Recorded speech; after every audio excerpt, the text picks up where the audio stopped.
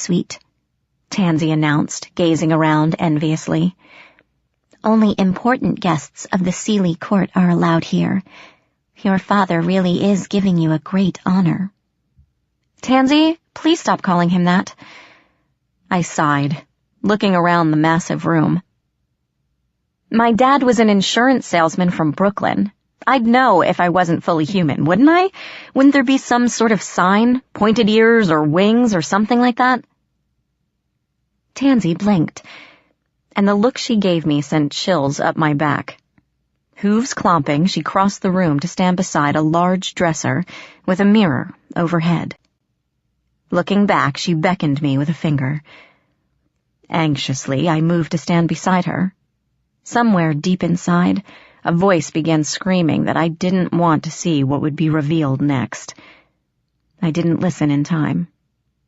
With a solemn look, Tansy pointed to the mirror, and for the second time that day, my world turned upside down. I hadn't seen myself since the day I stepped through the closet with Puck. I knew my clothes were filthy, sweat-stained, and ripped to shreds by branches, thorns, and claws. From the neck down, I looked how I expected to look, like a bum that had been tramping through the wilderness for 2 days without a bath. I didn't recognize my face. I mean, I knew it was me. The reflection moved its lips when I did, and blinked when I blinked, but my skin was paler, the bones of my face sharper, and my eyes seemed enormous, those of a deer caught in headlights. And through my matted, tangled hair, where nothing had been yesterday, 2 long, pointed ears jutted up from both sides of my head. I gaped at the reflection, feeling dizzy, unable to comprehend the meaning. No! My brain screamed, violently rejecting the image before it. That isn't you! It isn't! The floor swayed under my feet. I couldn't catch my breath. And then, all the shock, adrenaline, fear, and horror of the past 2 days descended on me at once. The world spun, tilted on its axis, and I fell away into oblivion. Part 2. Chapter 11. To Tanya's Promise. Megan! Mom called from the other side of the door. Get up! You're going to be late for school. I groaned and peeked out from under the covers. Was it morning already? Apparently so. A hazy gray light filtered in my bedroom window, shining on my alarm clock, which read 6:48 a.m. Megan? Mom called, and this time a sharp rapping accompanied her voice. Are you up? Yes, I hollered from the bed, wishing she'd go away. Well, hurry up, you're going to miss the bus. I shambled to my feet, threw on clothes from the cleanest pile on the floor, and grabbed my backpack. My iPod tumbled out, landing with a splat on my bed. I frowned. Why was it wet? Megan? Came Mom's voice yet again, and I rolled my eyes. It's almost 7. If I have to drive you to school because you missed the bus, you're grounded for a month. All right, I'm coming, damn it. Stomping down to the door, I threw it open. Ethan stood there, his face blue and wrinkled, his lips pulled into a rictus grin. In one hand, he clutched a butcher knife. Blood spattered his hands and face. Mommy slipped, he whispered, and plunged the knife into my leg. I woke up, screaming. Green flames sputtered in the hearth, casting the room in an eerie glow. Panting, I lay back against cool silk pillows, the nightmare ebbing away into reality. I was in the Seeley King's court, as much a prisoner here as poor Puck, trapped in his cage. Ethan, the real Ethan, was still out there somewhere, waiting to be rescued. I wondered if he was all right, if he was as terrified as I was. I wondered if Mom and Luke were okay with that demon changeling in the house. I prayed Mom's injury wasn't serious and that the changeling wouldn't cause harm to anyone else. And then, lying in a strange bed in the fairy kingdom, another thought came to me, a thought sparked by something Oberon said. That man is not your father, Megan. I am. Is your father, not was, as if Oberon knew where he was, as if he was still alive. The thought made my heart pound in excitement. I knew it. My dad must be in fairyland, somewhere, maybe somewhere close. If only I could reach him. First things first, though, I have to get out of here. I sat up and met the impassive green eyes of the Earl King. He stood by the hearth, the shifting light of the flames washing over his face, making him even more eerie and spectral. His long shadow crept over the room, the horned crown branching over the bed covers like grasping fingers. In the darkness, his eyes glowed green like a cat's. Seeing I was awake, he nodded and beckoned me with an elegant, long-fingered hand. Come. His voice, though soft, was steely with authority. Approach me. Let us talk, my daughter. I am not your daughter, I wanted to say, but the words stuck in my throat. Out of the corner of my eye, I saw the mirror atop the dresser, and my long-eared reflection within. I shuddered and turned away. Throwing off the bed covers, I saw that my clothes had been changed. Instead of the ripped, disgusting shirt and pants I'd worn for the past 2 days, I was clean and draped in a lacy white nightgown. Not only that, but there was an outfit laid out for me at the foot of the bed, a ridiculously fancy gown encrusted with emeralds and sapphires, as well as a cloak and long elbow-length gloves. I wrinkled my nose at the whole ensemble. Where are my clothes? I asked, turning to Oberon. My real ones. The Earl King sniffed.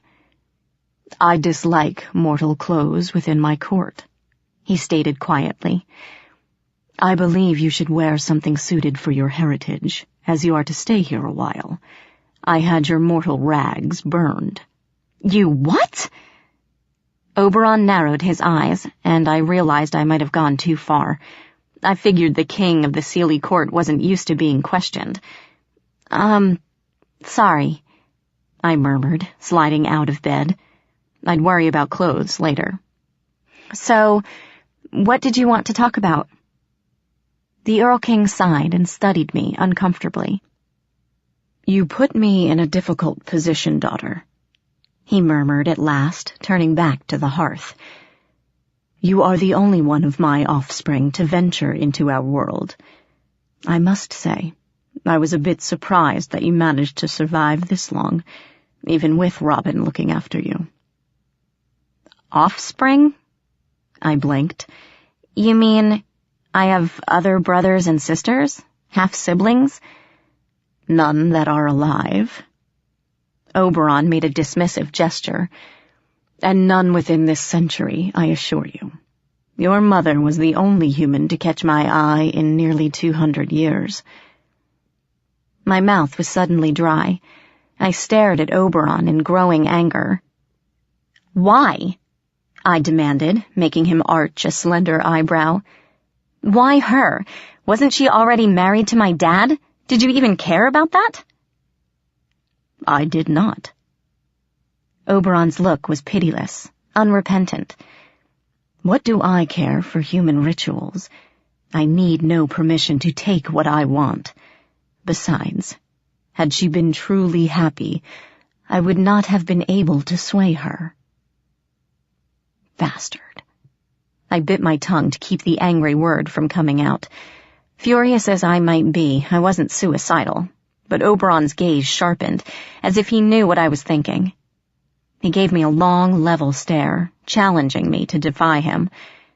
We glared at each other for several heartbeats, the shadows curling around us, as I struggled to keep my gaze steady. It was no use. Staring at Oberon was like facing down an approaching tornado. I shivered and dropped my eyes first. After a moment, Oberon's face softened, and a faint smile curled his lips. You are a lot like her, daughter, he continued, His voice split between pride and resignation. "Your mother was a remarkable mortal. If she had been Fey, her paintings would have come to life. So much care was put into them. When I watched her at the park, I sensed her longing, her loneliness and isolation.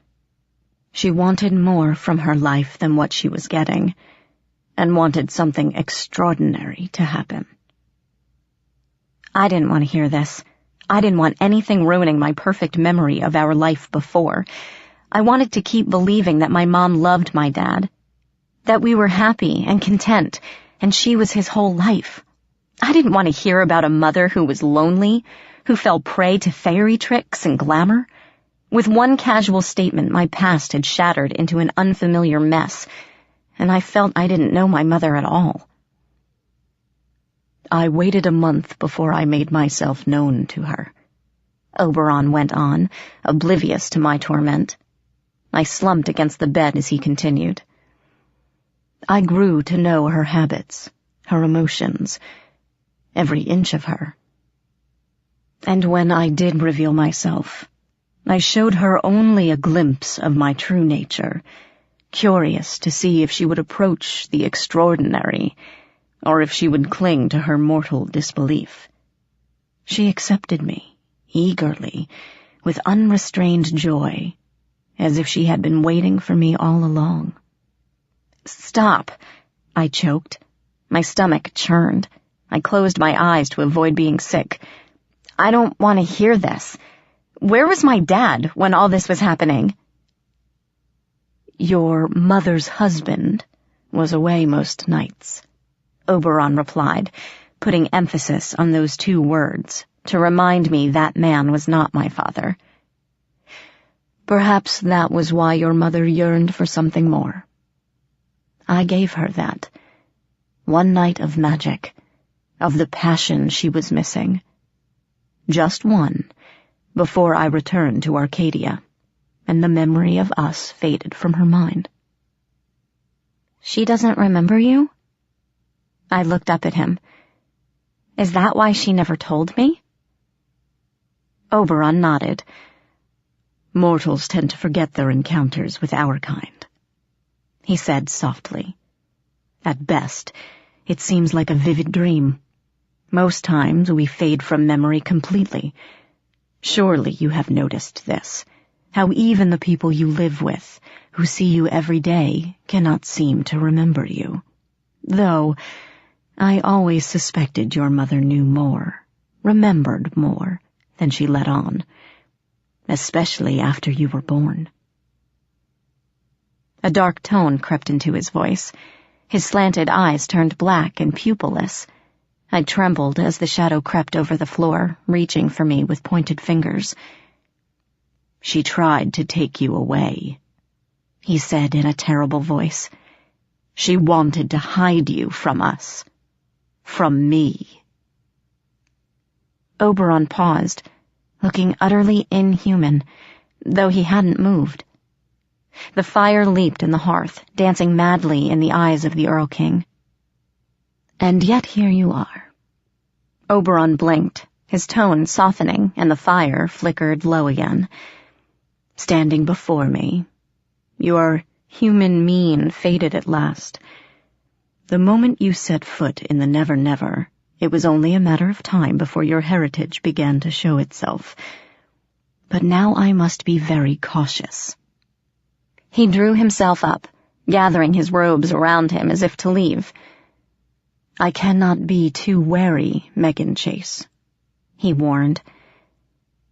"There are many who would use you against me, some within this very court. Be careful, daughter. Even I cannot protect you from everything." I sagged on the bed, my thoughts spinning crazily. Oberon watched me a moment longer, his mouth set in a grim line, then crossed the room without looking back. When I looked up, the Earl King was gone. I hadn't even heard the door close. A knock on the door startled me upright. I didn't know how much time had passed since Oberon's visit. I still lay on the bed, The colored flames burned low, flickering erratically in the hearth. Everything seemed surreal and foggy and dreamlike, as if I'd imagined the whole encounter. The knock came again, and I roused myself. "Come in."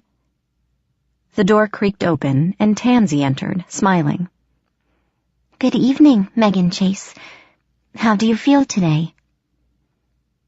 I slipped to the floor, realizing I was still in the nightgown. "Fine, I guess," I muttered, looking around the room. "Where are my clothes?" "King Oberon has given you a gown." Tansy smiled and pointed to the gown on the bed. "He had it designed especially for you." I scowled. No way. I want my real clothes." The little satyr blinked. She clopped over and picked up the hem of the dress, running it between her fingers. "But my Lord Oberon wishes you to wear this." She seemed bewildered that I would defy Oberon's wishes. "Does this not please you?" "Tansy, I am not wearing that." "Why not?" I recoiled at the thought of parading around in that circus tent. My whole life I had worn ratty jeans and t-shirts. My family was poor and couldn't afford designer clothes and name brands. Rather than bemoan the fact that I never got nice things, I flaunted my grunginess and sneered at the shallow rich girls who spent hours in the bathroom perfecting their makeup. The only dress I'd ever worn was to somebody's wedding. Besides, if I wore the fancy outfit Oberon picked for me, it would be like admitting to being his daughter, and I wasn't about to do that. I just don't want to," I stammered lamely. "I'd rather wear my own clothes." "Your clothing was burned." "Where's my backpack?" I suddenly remembered the change of clothes I'd shoved inside. They'd be damp, moldy, and disgusting, but better than wearing fairy finery. I found my backpack, stuffed carelessly behind the dresser, and unzipped it. A sour, dank smell rose from within as I dumped the contents onto the floor. The wadded ball of clothes rolled out, wrinkled and smelly, but mine. The broken iPod also tumbled free, skidded across the marble floor, and came to a stop a few feet from Tansy. The satyr girl yelped, and in one fantastic bound leaped onto the bed. Clutching the bedpost, she stared wide-eyed at the device on the floor. "What is that?" "What? This? It's an iPod." Blinking, I retrieved the device and held it up. "It's a machine that plays music, but it's broken now, so I can't show you how it works. Sorry." "It stinks of iron." I didn't know what to say to that, so I opted for a confused frown. Tansy stared at me with huge brown eyes, very slowly coming down from her perch. You can hold it?" she whispered. "Without burning your flesh? Without poisoning your blood?" I glanced at the iPod, lying harmlessly in my palm. "Yes?" She shuddered. "Please, put it away." I shrugged, grabbed my backpack, and stuffed it into a side pocket. Tansy sighed and relaxed. "Forgive me. I did not wish to upset you. King Oberon has bid me keep you company until Elysium. Would you care to see more of the court?" Not really, but it was better than being cooped up in here with nothing to do. And maybe I'll find a way out of this place. "All right," I told the satyr girl, "but I want to change first." She cast a glance at my mortal clothes, lying wrinkled on the floor, and her nostrils flared. I could tell she wanted to say something, but was polite enough not to comment on it. "As you wish. I will wait outside." I slipped into the baggy jeans and the wrinkled, smelly t-shirt, feeling a nasty glow of satisfaction as they slid comfortably over my skin. Burn my things, will he? I thought, dragging my sneakers out and shoving my feet into them. I'm not part of his court, and I'm certainly not claiming to be his daughter, no matter what he says. There was a brush lying on the dresser, and I grabbed it to run through my hair. As I looked in the mirror, my stomach twisted. I seemed less recognizable than before, in ways that I couldn't even put a finger on. I knew only that the longer I stayed here, the more I was fading away. Shivering, I grabbed my backpack, happy for the familiar, comfortable weight, and slung it over my shoulders. Even though it carried nothing but a broken iPod, it was still mine. Refusing to glance at the mirror, feeling eyes on the back of my neck, I opened the door and slipped into the briar tunnel. Moonlight filtered through the branches, dappling the path with silver shadows. I wondered how long I'd been asleep. The night was warm, and faint strings of music drifted on the breeze. Tansy approached, and in the darkness, her face looked less human and more staring black goat. A strand of moonlight fell over her, and she was normal again. Smiling, she took my hand and led me forward. The bramble tunnel seemed longer this time, filled with twists and turns I didn't remember. I looked back once and saw the thorns closing behind us, the tunnel vanishing from sight. It's all right, said Tansy, pulling me forward. The hedge can take you wherever you want to go within the court. You just have to know the right paths. Where are we going? You'll see. The tunnel opened into a moonlit grove. Music drifted on the breeze, played by a willowy green girl on an elegant golden harp. A small group of elven girls clustered around a tall, vine-backed chair with white roses growing out of the arms. Sitting at the foot of the chair was a human. I blinked, rubbing my eyes to make sure they weren't playing tricks on me. No, it was a human.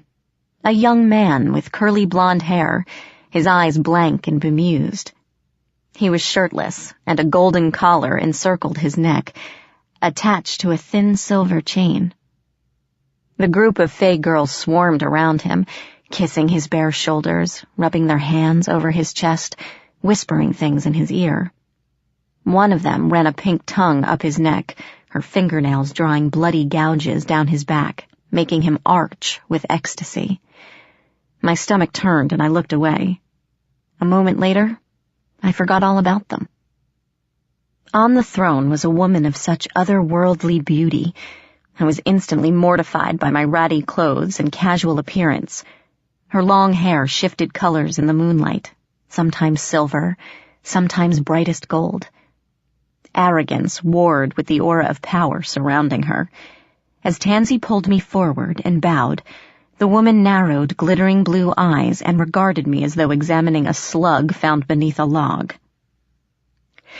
"So," she said at last, her voice dripping poisoned icicles, "this is Oberon's little bastard." Oh, crap. I knew who this was. She sat the second empty throne in Oberon's court. She was the other driving force in A Midsummer Night's Dream. She was nearly as powerful as Oberon himself. Queen Titania, I gulped, bowing. "It speaks," the lady went on, feigning surprise, "as if it knows me, as if being Oberon's throwback will protect it from my wrath." Her eyes glittered like chips of diamond, and she smiled, making her even more beautiful and terrifying. "But I am feeling merciful tonight. Perhaps I will not cut out its tongue and feed it to the hounds. Perhaps." Titania looked past me to Tansy, still bowed low, and crooked one elegant finger. "Come forward, goat child." Keeping her head bowed, Tansy edged forward until she stood at the fairy queen's arm. Queen Titania leaned forward as though whispering to the satyr, but spoke loud enough for me to hear. "I will allow you to be the voice for this conversation," she explained as if to a small child. "I will direct all questions to you, and you will speak for the bastard over there. If, at any point, it attempts to speak to me directly, I will turn it into a heart and set my hounds after it until it collapses from exhaustion or is torn apart. Is this perfectly clear?" "Yes, my lady," Tansy whispered. "Perfectly clear, bitch queen," I echoed in my thoughts. "Excellent." Titania leaned back, looking pleased. She shot me a brittle smile, as hostile as a snarling dog, then turned to Tansy. "Now, goat girl, why is the bastard here?" "Why are you here?" Tansy repeated, directing the question to me. "I'm looking for my brother," I replied, being careful to keep my gaze on Tansy and not the vindictive ice hag next to her. "She's looking for her brother," Tansy confirmed, turning again to the Fairy Queen. Good God, this was going to take forever. "He was stolen and brought into the Never Never," I said, plunging on before Titania could ask another question. "Puck led me here through the closet. I came to get my brother and take him home, and be rid of the changeling left in his place. That's all I want. I'll leave as soon as I find him." "Puck," mused the lady. "Ah, that is where he has been all this time. How very clever of Oberon hiding you like that. And then you have to ruin his little deception by coming here." She tisked and shook her head. "Goat girl," she said, looking at Tansy once more. "Ask the bastard this. Would she prefer being a rabbit or a hart?" My lady?" Tansy stammered as I felt the shadows closing in on me. My heart pounded and I looked for an escape route. Thorny briars surrounded us. There was nowhere to run. "It is a simple question," Titania went on, her tone perfectly conversational. "What would she prefer I change her into? A rabbit or a hart?" Looking like a trapped rabbit herself, Tansy turned and met my eyes. My lady would like to know if you—" "Yes, I heard," I interrupted. "A rabbit or a hart? How about neither?" I dared look up and meet the Fairy Queen's eyes. "Look, I know you hate me, but just let me rescue my brother and go home. He's only 4, and he must be terrified. Please, I know he's waiting for me. Once I find him, we'll leave and you'll never see us again, I swear." Titania's face glowed with angry triumph. "The creature dares to speak to me? Very well. She has chosen her fate." The Fairy Queen raised a gloved hand, and lightning flashed overhead. "A hart it is, then. Set free the hounds. We will have a merry hunt." Her hand swept down, pointing at me, and spasms rocked my body. I screamed and arched my back, feeling my spine lengthen and pop. Invisible pliers grabbed my face and pulled, stretching my lips into a muzzle. I felt my legs getting longer, thinner, my fingers turning into cloven hooves. I screamed again, but what left my throat was the agonized bleat of a deer. Then, suddenly, it stopped. My body snapped into the proper shape, like a taut rubber band, and I collapsed, gasping, to the forest floor. Through my blurry vision, I saw Oberon standing at the mouth of the tunnel, a pair of fairy knights behind him, his arms outstretched. For a moment I was sure I saw Grimalkin standing by his feet, but I blinked and the shadows were empty. With his appearance, the lilting harp music ground to a halt. The fey girls surrounding the collared human flung themselves to the floor and bowed their heads. "Wife," Oberon said calmly, stepping into the clearing. "You will not do this." Titania rose, her face a mask of fury. "You dare speak to me that way," she spat, and wind rattled the branches of the trees. "You dare, after you hid her from me, after you sent your little pet to protect her." Titania sneered, and lightning crackled overhead. "You deny me a consort, and yet you flaunt your half-breed abomination in the court for all to see. You are a disgrace, The court mocks you in secret, and you still protect her. Nonetheless. Somehow, Oberon's composed voice rose above the howling wind. She is my blood, and you will not touch her. If you have any grievances, my lady, cast them on me, not the girl. It is not her fault. Perhaps I should turn her into a cabbage, the queen mused, shooting me a look of black hatred, and plant her in my garden for the rabbits to enjoy. Then she would be useful and wanted. You will not touch her, Oberon said again, his voice rising in authority. His cloak billowed out, and he grew taller, his shadow lengthening on the ground. I command it, wife. I have given my word that she shall not come to harm within my court, and you will follow me on this. Do I make myself clear? Lightning sizzled, and the ground shook under the intensity of the ruler's gazes. The girls at the foot of the throne cringed, and Oberon's guards grasped the hilts of their swords. A branch snapped nearby, barely missing the harp girl, who cowered under the trunk. I pressed myself to the earth and tried to make myself as small as possible. Very well, husband. Titania's voice was as cold as ice, but the wind gradually died and the earth stopped moving. As you command. I will not harm the half-breed while she is within the court. Oberon gave a curt nod. And your servants will not do her ill either. The queen pursed her lips as if she'd swallowed a lemon. No, husband. The Earl King sighed. Very well. We will speak on this later. I bid you good night, my lady.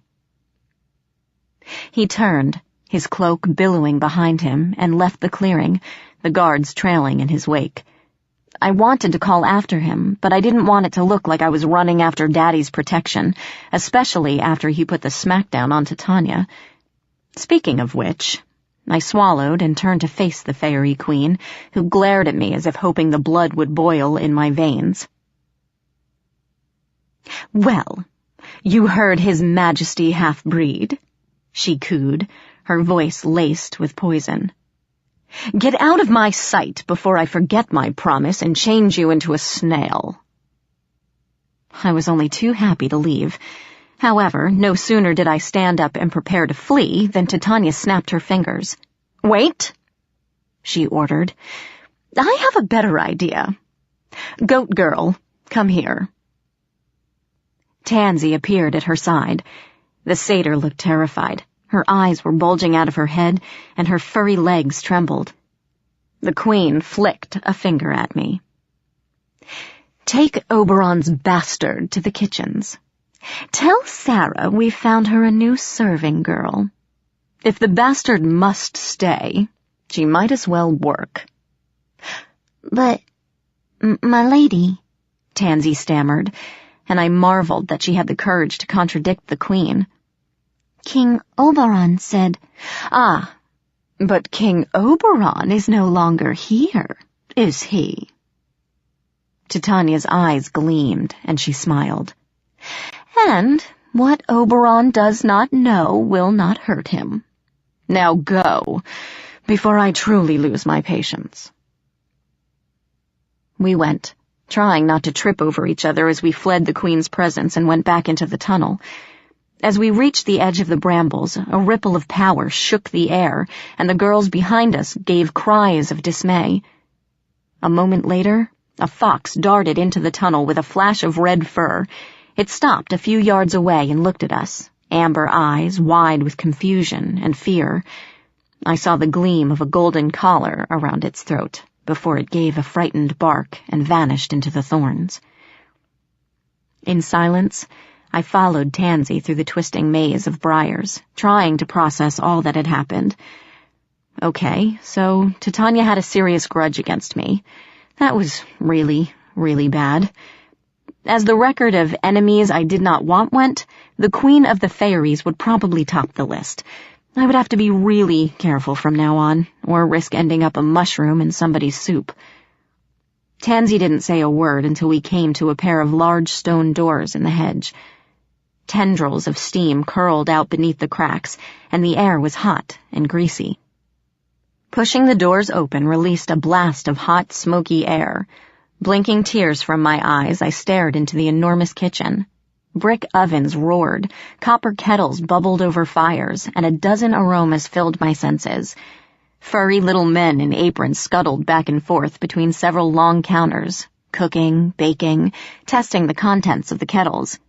A bloody boar carcass lay on a table, and hacking into it was a huge, green-skinned woman with thick tusks and brown hair pulled into a braid. She saw us in the doorway and came stomping over, blood and bits of meat clinging to her apron. "No loafers in my kitchen," she growled, waving a large bronze butcher knife at me. "I got no scraps for the likes of you. Take your sneaky, thieving fingers elsewhere." Sarah Skinflayer. This is Megan Chase. As Tansy introduced us, I gave the troll woman a sickly, please-don't-kill-me smile. She's to help you in the kitchen by order of the Queen. "I don't need help from a skinny half-human whelp," Sarah Skinflayer growled, eyeing me disdainfully. "She'd only slow us down, and we're running ourselves into the ground getting ready for Elysium." Looking me over, she sighed and scratched her head with the blunt end of the knife. "I guess I could find a place for her. But tell Her Majesty that if she wants to torture someone else, try the stables or the kennel runs. I've got all the help I need here." Tansy nodded and left quickly, leaving me alone with the giantess. I felt sweat dripping down my back, and it wasn't from the fires. "All right, whelp," Sarah Skinflayer barked, pointing at me with her knife. "I don't care if you are His Majesty's throwback. You're in my kitchen now. Rules here are simple. You don't work, you don't eat. And I have a little fun with the horsewhip in the corner. They don't call me Sarah Skinflayer for nothing." The rest of the night passed in a blur of scrubbing and cleaning. I mopped blood and bits of flesh from the stone floor. I swept ashes from the brick ovens. I washed mountains of plates, goblets, pots, and pans. Every time I paused to rub my aching limbs, the troll woman would be there, barking orders and pushing me to my next chore. Toward the end of the night, after catching me sitting on a stool, she growled something about lazy humans, snatched the broom from my hands, and gave me the one she was carrying. As soon as my hands closed around the handle, the broom leapt to life and began sweeping vigorously, brisk, hard strokes, while my feet carried me around the room. I tried letting go of the thing, but my fingers seemed glued to the handle, and I couldn't open my hands. I swept the floor until my legs ached and my arms burned, until I couldn't see for the sweat in my eyes. Finally, the troll woman snapped her fingers and the broom stopped its mad sweeping. I collapsed, my knees buckling underneath me, tempted to hurl the sadistic broom into the nearest oven. "Did you enjoy that, half-breed?" Sarah Skinflayer asked, and I was too winded to answer. "There will be more of the same tomorrow. I guarantee it. Here." 2 pieces of bread and a lump of cheese hit the ground. "That's the dinner you earned tonight. It should be safe for you to eat. Maybe tomorrow you'll get something better." "Fine," I muttered, ready to crawl back to my room, thinking there was no way I was ever coming back here. I planned to conveniently forget about my forced servitude tomorrow. Maybe even find a way out of the Seelie court. "See you tomorrow." The troll blocked my path. "Where do you think you're going, half-breed? You're part of my workforce now, so that means you're mine." She pointed to a wooden door in the corner. "The servants' quarters are full. You can take the pantry closet there." She smiled at me, fierce and terrible, showing blunt yellow teeth and tusks. "We start work at dawn. See you tomorrow, whelp." I ate my measly dinner and crawled beneath shelves of onions, turnips, and strange blue vegetables to sleep. I had no blanket, but the kitchens were uncomfortably warm. I was trying to turn a sack of grain into a pillow when I remembered my backpack, tossed onto a shelf, and crawled out to retrieve it. There was nothing in the orange pack now but a broken iPod, but still, it was mine, the only reminder of my old life. I snatched the backpack off the shelf and was walking back toward my tiny room when I felt something wriggle inside the pack. Startled, I nearly dropped it and heard a soft snicker coming from inside. Edging over to the counter, I put the bag down, grabbed a knife, and unzipped it, ready to plunge the blade into whatever jumped out. My iPod lay there, dead and silent. With a sigh, I zipped the pack up and carried it to the pantry with me. Tossing it into a corner, I curled up on the floor, put my head on the bag of grain, and let my thoughts drift. I thought of Ethan, and Mom, and school. Was anyone missing me back home? Were there such parties being sent out for me, police and dogs sniffing around the last places I was seen? Or had Mom forgotten me, as I was sure Luke had? Would I even have a home to go back to if I did manage to find Ethan? I started to shake, and my eyes grew misty. Soon, tears flowed down my cheeks, staining the sack under my head and making my hair sticky. I turned my face into the rough fabric and sobbed. I'd hit rock bottom, lying in a dark pantry with no hope of rescuing Ethan and nothing to look forward to but fear, pain, and exhaustion. I was ready to give up. Gradually, as my sobs stilled and my breathing grew calmer, I realized I was not alone. Raising my head, I first saw my backpack where I'd flung it in the corner. It was unzipped, lying open like a gaping maw. I saw the glint of the iPod inside. Then, I saw the eyes. My heart stopped, and I sat up quickly, banging my head against the shelf. Dust showered me as I scooted to the far corner, gasping. I'd seen those eyes before, glowing green and intelligent. The creature was small, smaller than the goblins, with oily black skin and long, spindly arms. Except for the large goblin-like ears, it looked like a horrible cross between a monkey and a spider. The creature smiled, and its teeth lit the corner with pale blue light. Then it spoke. Its voice echoed flatly in the gloom, like a radio speaker hissing static. I couldn't understand it at first. Then, as if it were changing the station, the static cleared away and I heard words. "Are waiting," it crackled, its voice still buzzing with static. "Come to Iron. Your brother. Held in." Ethan? I bolted upright, banging my head again. Where is he? What do you know about him? Iron Court. Waiting for. The creature flickered in the darkness, going fuzzy like a weak signal. It hissed and blipped out of sight, plunging the room into blackness again. I lay there in the gloom, my heart pounding, thinking about what the creature had said.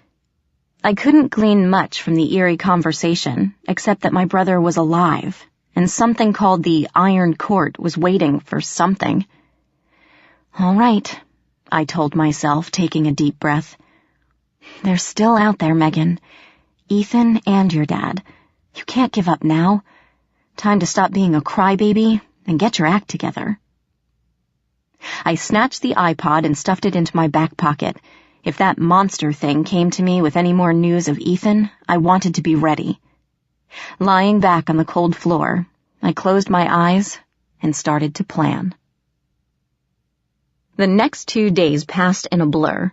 I did everything the troll woman told me to do. Washed dishes, scrubbed floors, sliced meat off animal carcasses until my hands were stained red. No more spells were cast on me, and Sarah's skinflare began to eye me with grudging respect. The food they offered was simple fare, bread and cheese and water. The troll woman informed me anything more exotic might wreak havoc with my delicate half-human system. At night, I would crawl, exhausted, into my bed in the pantry and fall asleep immediately. The spindly creature visited me no more after that first night, and my sleep was blissfully free of nightmares. All the while, I kept my eyes and ears open, gleaning information that would help me when I finally made my escape. In the kitchen, under the hawk eye of Sarah's skinflare, escape was impossible. The troll woman had a habit of appearing whenever I thought about taking a break, or striding into a room just as I finished a task. I did try to sneak out of the kitchen one night, but when I pulled open the front door, a small storage room greeted me instead of the tunnel of thorns. I almost despaired at that point, but I forced myself to be patient. The time would come, I told myself. I would just have to be ready when it did. I spoke with the other kitchen workers when I could, creatures called brownies and house gnomes, but they were so busy I gained little information from them. I did discover something that made my heart pound excitedly. Elysium, the event that had everyone in the kitchen running around like mad things, would be held in a few days. As tradition dictated, the Seelie and unseelie courts would meet on neutral ground to discuss politics, sign new accords, and maintain their very uneasy truce. Since it was spring, the unseelie court would be traveling to Oberon's territory for Elysium. In winter, the unseelie would play host. Everyone in the court was invited, and as kitchen staff, we were required to be there. I continued working hard, my own plans for Elysium running around in my head. Then, 3 days after my sentence to the kitchens, we had visitors. I was standing over a basket of tiny dead quail, plucking them after Sarah's skinflare broke their necks and passed them to me. I tried to ignore the troll as she reached into the cage, grabbed a flapping, bright-eyed bird, and twisted its neck with a faint popping sound. She then tossed the lifeless body into the basket like a plucked fruit and reached for another. The door swung open abruptly, streaming light into the room, and 3 fairy knights walked in. Long silver hair, pulled into simple ponytails, glimmered in the dimness of the room, and their faces were haughty and arrogant. "We have come for the half-breed," one of them announced, his voice ringing through the kitchen. "By order of King Oberon, she will come with us." Sarah Skinflare glanced my way, snorted, and picked up another quail. "That's fine with me. The brat's been nothing but dead weight since she came here. Take her out of my kitchens, and good riddance to her." She punctured the statement with a sharp crack of the bird's neck, and a brownie left the oven to take my place, shooing me away as it hopped onto a stool. I started to follow them, but remembered my backpack lying on the floor of the pantry closet. Muttering an apology, I hurried to grab it, slinging it over my back as I returned. None of the brownies looked up at me as I left, though Sarah's skinflare glowered as she wrung a bird's neck. Battling relief and an odd sense of guilt, I followed the knights out of the room. They led me through the twisting brambles to yet another door, opening it without preamble. I walked into a small bedroom, not nearly as fancy as my first, but nice enough. I glimpsed a round, steaming pool through a side room door and thought longingly of a bath. I heard muffled clops on the carpeted floor and turned to see a pair of satyr girls enter behind a tall, willowy woman with pure white skin and straight raven hair. She wore a dress so black it sucked in the light, and her fingers were long and spider-like. One of the satyr girls peeked at me from behind the woman's dress. I recognized Tansy, who gave me a timid smile, as if she feared I was mad about the encounter with Titania. I wasn't. She had been a pawn in the Fairy Queen's game, just like me. But before I could say anything, the tall woman swept up and grabbed me, holding my chin in her bony fingers. Black eyes with no iris or pupil scanned my face. "Filthy," she rasped, her voice like silk over steel blade. "What a plain, dirty little specimen. What does Oberon expect me to do with this? I'm not a miracle worker." I wrenched my face from her grasp, and the satyr girl squeaked. The lady, however, seemed amused. "Well, I suppose we shall have to try. Half-breed?" "My name is not half-breed," I snapped, tired of hearing the word. "It's Megan. Megan Chase." The woman didn't blink. "You give out your full name so easily, child," she stated, making me frown in confusion. "You are lucky that is not your true name, else you might find yourself in a dire situation. Very well, Megan Chase. I am Lady Weaver, and you will listen to me carefully. King Oberon has asked me to make you presentable for Elysium tonight. He will not have his half-breed daughter parading around in peasant rags, or worse, mortal clothes, in front of the unseelie court. I told him I would do my best and not to expect miracles, but we shall try. Now," she gestured to the side room, "first things first. You reek of human, troll, and blood. Go take a bath." She clapped once, and 2 satyrs trotted around to face me. "Tansy and Clarissa will attend you. Now, I must design something for you to wear that will not make a laughingstock of your father." I glanced at Tansy, who wasn't meeting my eyes. Silently, I followed them to the pool, stripped off my disgusting clothes, and sank into the hot water. Bliss. I floated for several minutes, letting the heat soak into my bones, easing the aches and pains from the past 3 days. I wondered if fairies ever got dirty or sweaty. I'd never seen any of the nobles look anything less than elegant.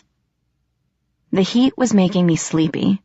I must have dozed, for I had disturbing dreams of spiders crawling over my body in great black swarms, covering me with webs as if I were a giant fly.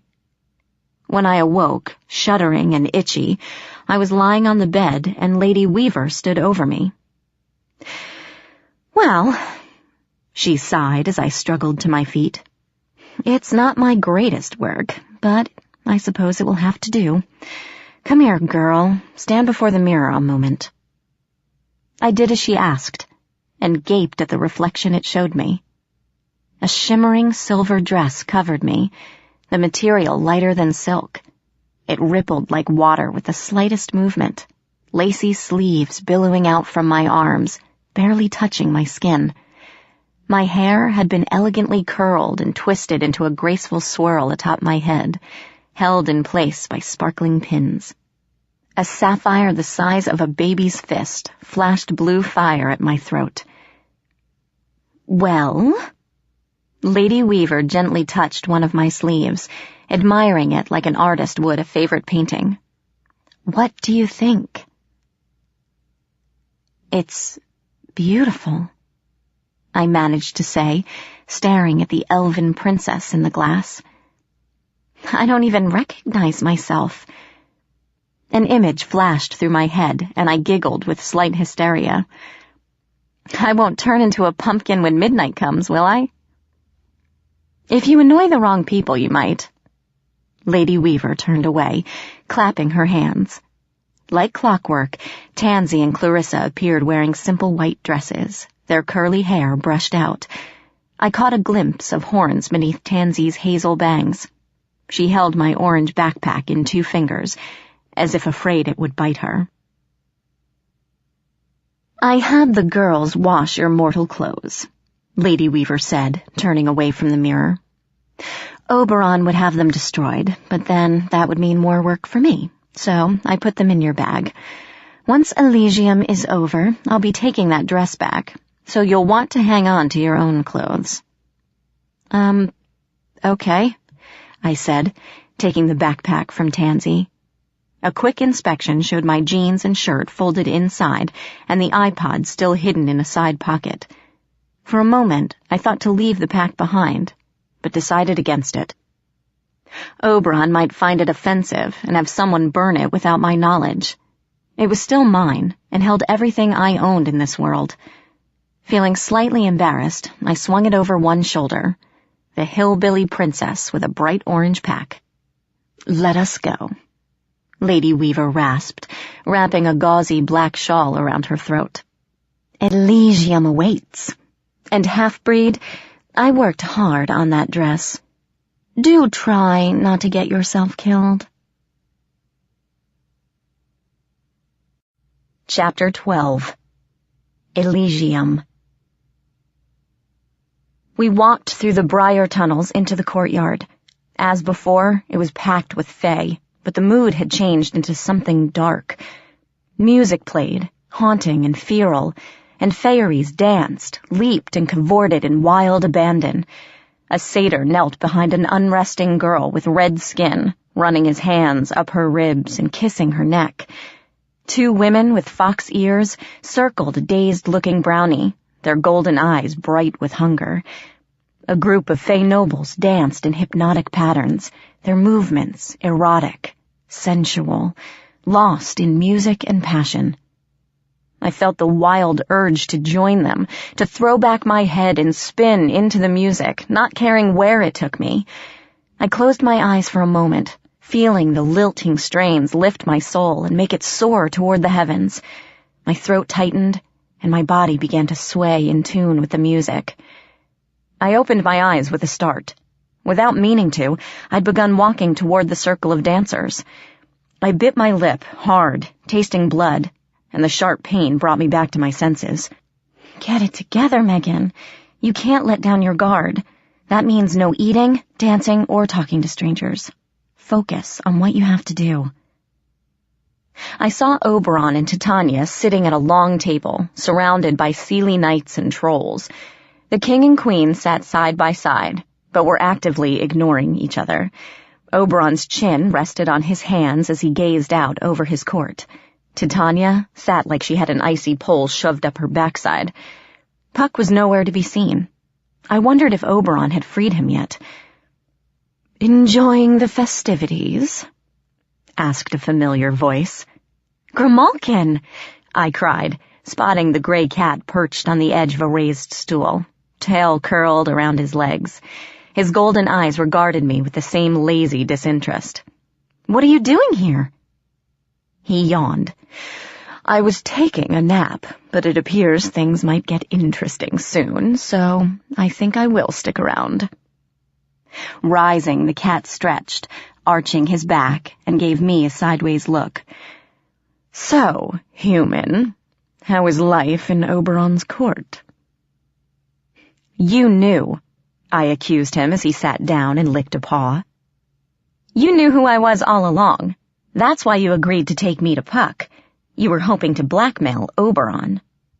"Blackmail," said Grimalkin, blinking languid yellow eyes, "is a barbaric word, and you have much to learn about the Fae, Megan Chase. You think others would not have done the same? Everything here has a price. Ask Oberon. For that matter, ask your Puck." I wanted to ask what he meant, but at that moment a shadow fell over my back, and I turned to see Lady Weaver looming over me. "The winter court will arrive soon," she rasped, pencil-thin fingers closing on my shoulder. "You must take your place at the table, beside King Oberon. He has requested your presence. Go, go." Her grip tightened, and she steered me to the table where Oberon and the lords of the summer court waited. Oberon's gaze was carefully neutral, but Titania's glare of utter hatred made me want to run and hide. Between Scary Spider Lady and the queen of the Seelie court, I was pretty sure I would end the night as a mouse or a cockroach. "Pay your respects to your father," Lady Weaver hissed in my ear before giving me a small push toward the Earl King. I swallowed, and under dark gazes of the nobles approached the table. I didn't know what to say. I didn't know what to do. I felt like I was giving a speech before the school auditorium and had forgotten my notes. Pleading silently for a cue, I met Oberon's empty green eyes and dropped into a clumsy curtsy. The Earl King shifted in his seat. I saw his eyes flicker to the bright orange backpack and narrow slightly. My cheeks flamed, but I couldn't take it off now. "The court welcomes Megan Chase," Oberon said in a stiff, formal voice. He paused, as if waiting for me to say something, but my voice caught in my throat. Silence stretched between us, and someone in the crowd snickered. Finally, Oberon gestured toward an empty chair near the end of the table, and I sat, red and blushing under the eyes of the entire court. "That was impressive," mused a voice near my feet. Grimalkin leaped into the chair beside me, just as I was about to put my backpack where he stood. "You definitely inherited your father's rapier wit. Lady Weaver must be so proud." "Shut up, Grim," I muttered, and shoved the pack under my seat. I would have said more, but at that moment the music stopped, and a loud trumpeting began. "They've arrived," Grimalkin stated, eyes narrowing to golden slits. The cat almost seemed to smile. "This should be very interesting." The trumpeting grew louder, and at one end of the court, the ever-present wall of thorns shifted, curled back, and formed a grand archway, much taller and more elegant than I'd seen before. Black roses burst into bloom among the thorns, and an icy wind hissed through the gate, coating nearby trees with frost. A creature padded through the arch, and I shuddered from more than the cold. It was a goblin, green and warty, dressed in a fancy black coat with gold buttons. It cast a sly look around the waiting court, puffed out its chest, and cried in a clear yet gravelly voice, "Her Majesty Queen Mab, Lady of the Winter Court, Sovereign of the Autumn Territories, and Queen of Air and Darkness." And the Unseelie came. At first glance, they looked very similar to the Seelie Fae. The little men carrying the Unseelie banner looked like gnomes in fancy cloaks and red caps. Then I noticed their jagged, shark-like grins and the bright madness in their eyes, and knew these were not friendly garden gnomes, not in any sense of the word. "Red caps," Grimalkin mused, wrinkling his nose. "You will want to stay away from them, human. Last time they came, a not-too-bright puka challenged one to a rigged shell game and won. It did not go well." "What happened?" I asked, wondering what a puka was. "They ate him." He pointed out the ogres next, great hulking beasts with thick, stupid faces and tusks slick with drool. Manacles bound their wrists, and silver chains were wrapped about their huge necks. They shambled into the court like drugged gorillas, knuckles dragging on the ground, oblivious to the murderous glares they were receiving from the trolls. More Unseelie spilled into the clearing, thin, skulking bogies like the one in Ethan's closet, creeping along the ground like spindly spiders, snarling, hissing goblins, a man with the head and chest of a shaggy black goat, his horns sweeping into wicked points that caught the light, and more creatures, each one more nightmarish than the first. They leered when they caught sight of me, licking their lips and teeth. Thankfully, under the stern glares of Oberon and Titania, none of them approached the table. Finally, as the court swelled to nearly twice its number, Queen Mab made her appearance. The first hint I received was that the temperature in the clearing dropped about 10 degrees. Goosebumps rose along my arms, and I shivered, wishing I had something heavier than a dress made of spider silk and gauze. I was about to move my chair a few feet down the table, out of the wind, when a cloud of snow burst from the mouth of the tunnel, and in walked the kind of woman that made ladies weep in envy, and men launch wars. She wasn't tall like Oberon, or willowy thin like Titania, but her presence drew every eye in the courtyard. Her hair was so black it appeared blue in places, and it spilled down her back like a waterfall of ink. Her eyes were of the void, of a night without stars, a sharp contrast to her marble skin and pale mulberry lips. She wore a dress that writhed around her like shadow incarnate, and, like Oberon and Titania, she radiated power. The amount of fae in the courtyard, both seelie and unseelie, was making me very, very nervous. But just as I thought things couldn't get any eerier, Mab's entourage walked in. The first two were tall and beautiful like the rest of their kind, all sharp angles and graceful limbs. They wore their black and silver suits with the easy confidence of nobles, raven hair pulled back to highlight their proud, cruel features.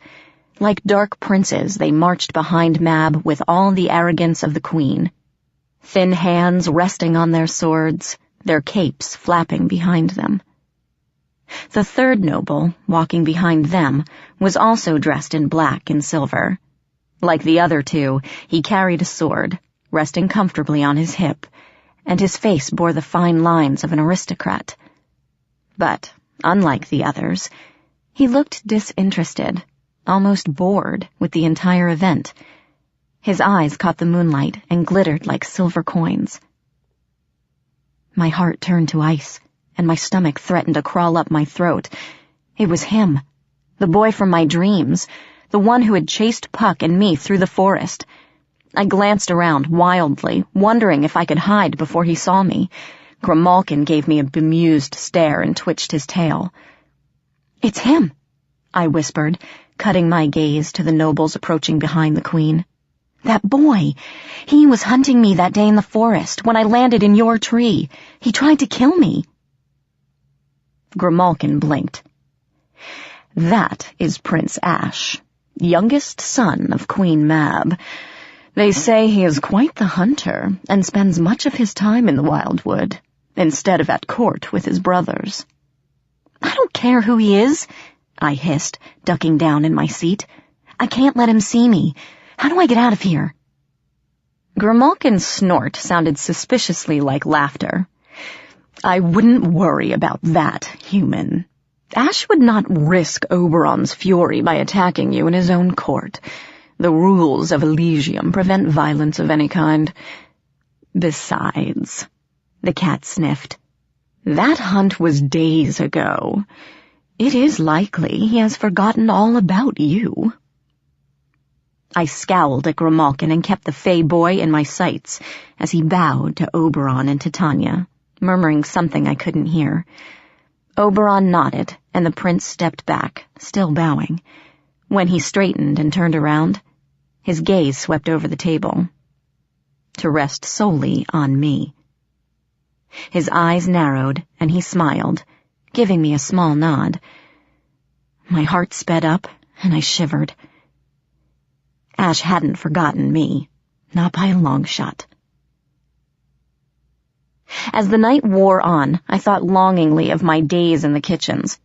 Not just because Prince Ash, though he was the main reason I tried to avoid notice. The minions of the unseelie court made me jumpy and uncomfortable, and I wasn't the only one. Tension ran high among the ranks of seelie and unseelie. It was plain that these were ancient enemies. Only the fae's devotion to rules and proper etiquette, and the power of their she-masters, kept things from erupting into a bloodbath. Or so Grimalkin told me. I took his word for it and remained very still in my seat, trying not to attract attention. Oberon, Titania, and Mab stayed at the table all night. The three princes sat to Mab's left, with Ash farthest down the table, much to my relief. Food was served, wine was poured, and the she-rulers spoke among themselves. Grimalkin yawned, bored with it all, and left my side, vanishing into the crowds. After what seemed like hours, the entertainment began. 3 brightly dressed boys with monkey tails swung onto the stage set before the table. They performed amazing leaps and tumbles over, onto, and through one another. A satyr played his pipes, and a human danced to the tune until her feet bled, her face a mixture of terror and ecstasy. A stunning woman with goat hooves and piranha teeth sang a ballad about a man who followed his lover beneath the waters of the lake, never to be seen again. At the end of the song, I gasped air into my burning lungs and sat up, unaware that I'd been unable to breathe. Sometimes during the course of the festivities, Ash disappeared. Frowning, I scanned the courtyard for him, searching for a pale face and dark hair among the chaotic sea of Fae. He wasn't in the courtyard, as far as I could see, and he wasn't at the table with Mab and Oberon. There was a soft chuckle beside me, and my heart stopped. "So, this is Oberon's famous half-blood," Ash mused as I whirled around. His eyes, cold and inhuman, glimmered with amusement. Up close, he was even more beautiful, with high cheekbones and dark tousled hair falling into his eyes. My traitor hands itched, longing to run my fingers through those bangs. Horrified, I clenched them in my lap, trying to concentrate on what Ash was saying. "And to think," the prince continued, smiling, "I lost you that day in the forest and didn't even know what I was chasing." I shrank back, eyeing Oberon and Queen Mab. They were deep in conversation and did not notice me. I didn't want to interrupt them simply because a prince of the Unseelie court was talking to me. Besides, I was a fairy princess now, even if I didn't quite believe it. Ash certainly did. I took a deep breath, raised my chin, and looked him straight in the eye. "I warn you," I said, pleased that my voice didn't tremble, "that if you try anything, my father will remove your head and stick it to a plaque on his wall." He shrugged one lean shoulder. "There are worse things." At my horrified look, he offered a faint, self-derogatory smile. "Don't worry, Princess. I won't break the rules of Elysium. I have no intention of facing Mab's wrath, should I embarrass her. That's not why I'm here." "Then what do you want?" He bowed. "A dance." "What?" I stared at him in disbelief. "You tried to kill me." "Technically, I was trying to kill Puck. You just happened to be there. But yes, if I'd had the shot, I would have taken it." "Then why the hell would you think I'd dance with you?" "That was then." He regarded me blandly. "This is now. And it's tradition in Elysium that a son and daughter of opposite territories dance with each other to demonstrate the goodwill between the courts." "Well, it's a stupid tradition." I crossed my arms and glared. "And you can forget it. I'm not going anywhere with you." He raised an eyebrow. "Would you insult my monarch, Queen Mab, by refusing? She would take it very personally and blame Oberon for the offense. And Mab can hold a grudge for a very, very long time." Oh, damn. I was stuck. If I said no, I would insult the fairy queen of the Unseelie court. I'd also be on the shit lists of both Mab and Titania, and between them, my chances of survival were easily and completely nil. "So, you're saying you're not giving me a choice?" "There is always a choice." Ash held out his hand. "I will not force you. I only follow the orders of my queen. But know that the rest of the court is expecting us." He smiled then, bitter and self-mocking. "And I promise to be a perfect gentleman until the night is done. You have my word." Damn it. I hugged my arms, trying to think of something to get me out of this. "I'll just embarrass you anyway," I told him defiantly. "I can't dance." "You're Oberon's blood." A cool note of amusement colored his voice. "Of course you can dance." I struggled with myself a moment longer. This is the prince of the Unseelie court, I thought, my mind racing. Maybe he'll know something about Ethan, or your dad. The least you can do is ask. I took a deep breath. Ash waited patiently with his hand outstretched, and when I finally put my fingers into his palm, he offered a faint smile. His skin was cold as he smoothly moved my hand to his arm, and I shivered at the nearness of him. He smelled sharply of frost and something alien, not unpleasant, but strange. We left the table together, and my stomach twisted as I saw hundreds of glowing fey eyes watching us. Seelie and unseelie alike parted for us, bowing as we approached the open stage. My knees trembled. "I can't do this," I whispered, clutching Ash's arm for support. "Let me go. I think I'm going to be sick." "You'll be fine." Ash didn't look at me as we stepped onto the dance floor. He faced the trio of fey rulers with his head up and his expression blank. I looked over the sea of faces and shook in terror. Ash tightened his grip on my hand. "Just follow my lead." He bowed to Oberon's table, and I curtsied. The Earl King gave a solemn nod, and Ash turned to face me, taking one of my hands and guiding the other to his shoulder. The music started. Ash stepped forward, and I almost tripped, biting my lip as I tried to match his steps. We more or less minced around the stage, me concentrating on not falling or stepping on toes, Ash moving with tiger-like grace. Thankfully, no one booed or threw things, but I stumbled forward and back in a daze, only wanting the humiliation to end. Somewhere in this waking nightmare, I heard a chuckle. "Stop thinking," Ash muttered, pulling me into a spin that ended with me against his chest. "The audience doesn't matter. The steps don't matter. Just close your eyes and listen to the music." "Easy for you to say," I growled, but he spun me again so quickly that the stage whirled and I closed my eyes. "Remember why you're doing this," my mind hissed. "This is for Ethan." Right. I opened my eyes and faced the Dark Prince. "So," I muttered, trying to sound conversational, "you're Queen Mab's son, right?" "I think we've established that, yes." "Does she like to collect things?" Ash looked at me strangely, and I hurried on. "Humans, I mean. Does she have a lot of humans in her court?" "A few." Ash spun me again, and this time I went with it. His eyes were bright as I came back to his arms. "Mab usually gets bored with mortals after a few years. She either releases them or turns them into something more interesting, depending on her mood."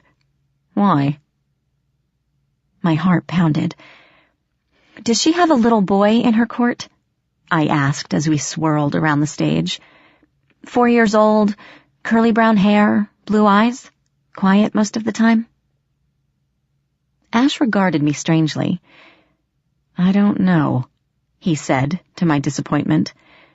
"I haven't been to court lately. Even if I had, I cannot keep track of all the mortals the Queen acquires and releases over the years." "Oh," I muttered, lowering my eyes. Well, that idea was shot. "Well, if you're not in court, where are you then?" Ash gave me a chilling smile. "The Wildwood," he replied, spinning me away. "Hunting. I rarely let my prey escape, so be grateful Puck is such a coward." Before I could answer, he pulled me close again, his mouth against my ear. "Although, I am happy I didn't kill you then. I told you a daughter of Oberon could dance." I'd forgotten about the music and realized my body was acting on autopilot, sweeping over the dance floor as if I'd done it 1,000 times. For a long moment we said nothing, lost in the music and the dance. My emotions soared as the crescendo rose into the night, and there was no one except us, spinning around and around. The music ceased as Ash pulled me into a final spin.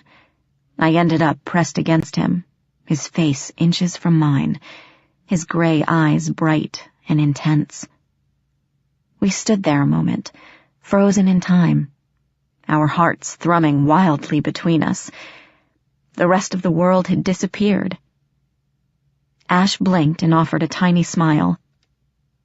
It would take only a half step to meet his lips. A scream shattered the night, jerking us back to our senses. The prince released me and stepped away, his face shutting into that blank mask once more. The scream came again, followed by a thunderous roar that rattled the tables and sent fine crystal goblets crashing to the floor. Over the crowd of spectators, I saw the bramble wall shaking wildly as something large tore its way through. Fae began shouting and pushing one another, and Oberon stood, his ringing voice calling for order. For just a moment, everyone froze. The brambles parted with deafening snaps, and something huge clawed its way free. Blood streaked the tawny hide of a monster, not a shadowy under-your-bed bogey that jumped out at you, but a real monster that would rip open your stomach and eat your entrails. It had 3 horrible heads, a lion with a bloody satyr in its jaws, a goat with mad white eyes, and a hissing dragon with molten flame dripping from its teeth. A chimera. For a heartbeat, it paused, staring at the party it had just interrupted, the heads blinking in unison. The dead satyr, now a chewed, mangled mess, dropped to the ground, and someone in the crowd screamed. The chimera roared, 3 voices rising to a deafening shriek. The crowd scattered as the monster gathered its hindquarters under it and leapt into the fray. It came down beside a fleeing redcap and lashed out with a claw-tipped paw, catching the fairy in the stomach and disemboweling it instantly. As the redcap staggered and fell, holding its intestines, the chimera turned and pounced on a troll, bearing it to the ground. The troll snarled and grabbed the lion's throat, holding it away. But then the dragon head came down, clamping its jaws around the troll's neck and twisting. Dark blood exploded in a fine spray, filling the air with a sickening coppery smell. The troll shuddered and went limp. Gore dripping from its snout, the chimera looked up and saw me, still frozen on the stage.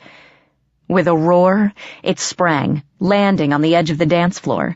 My brain screamed at me to run, but I couldn't move. I could only stare in detached fascination as it crouched, muscles rippling under its bloody fur.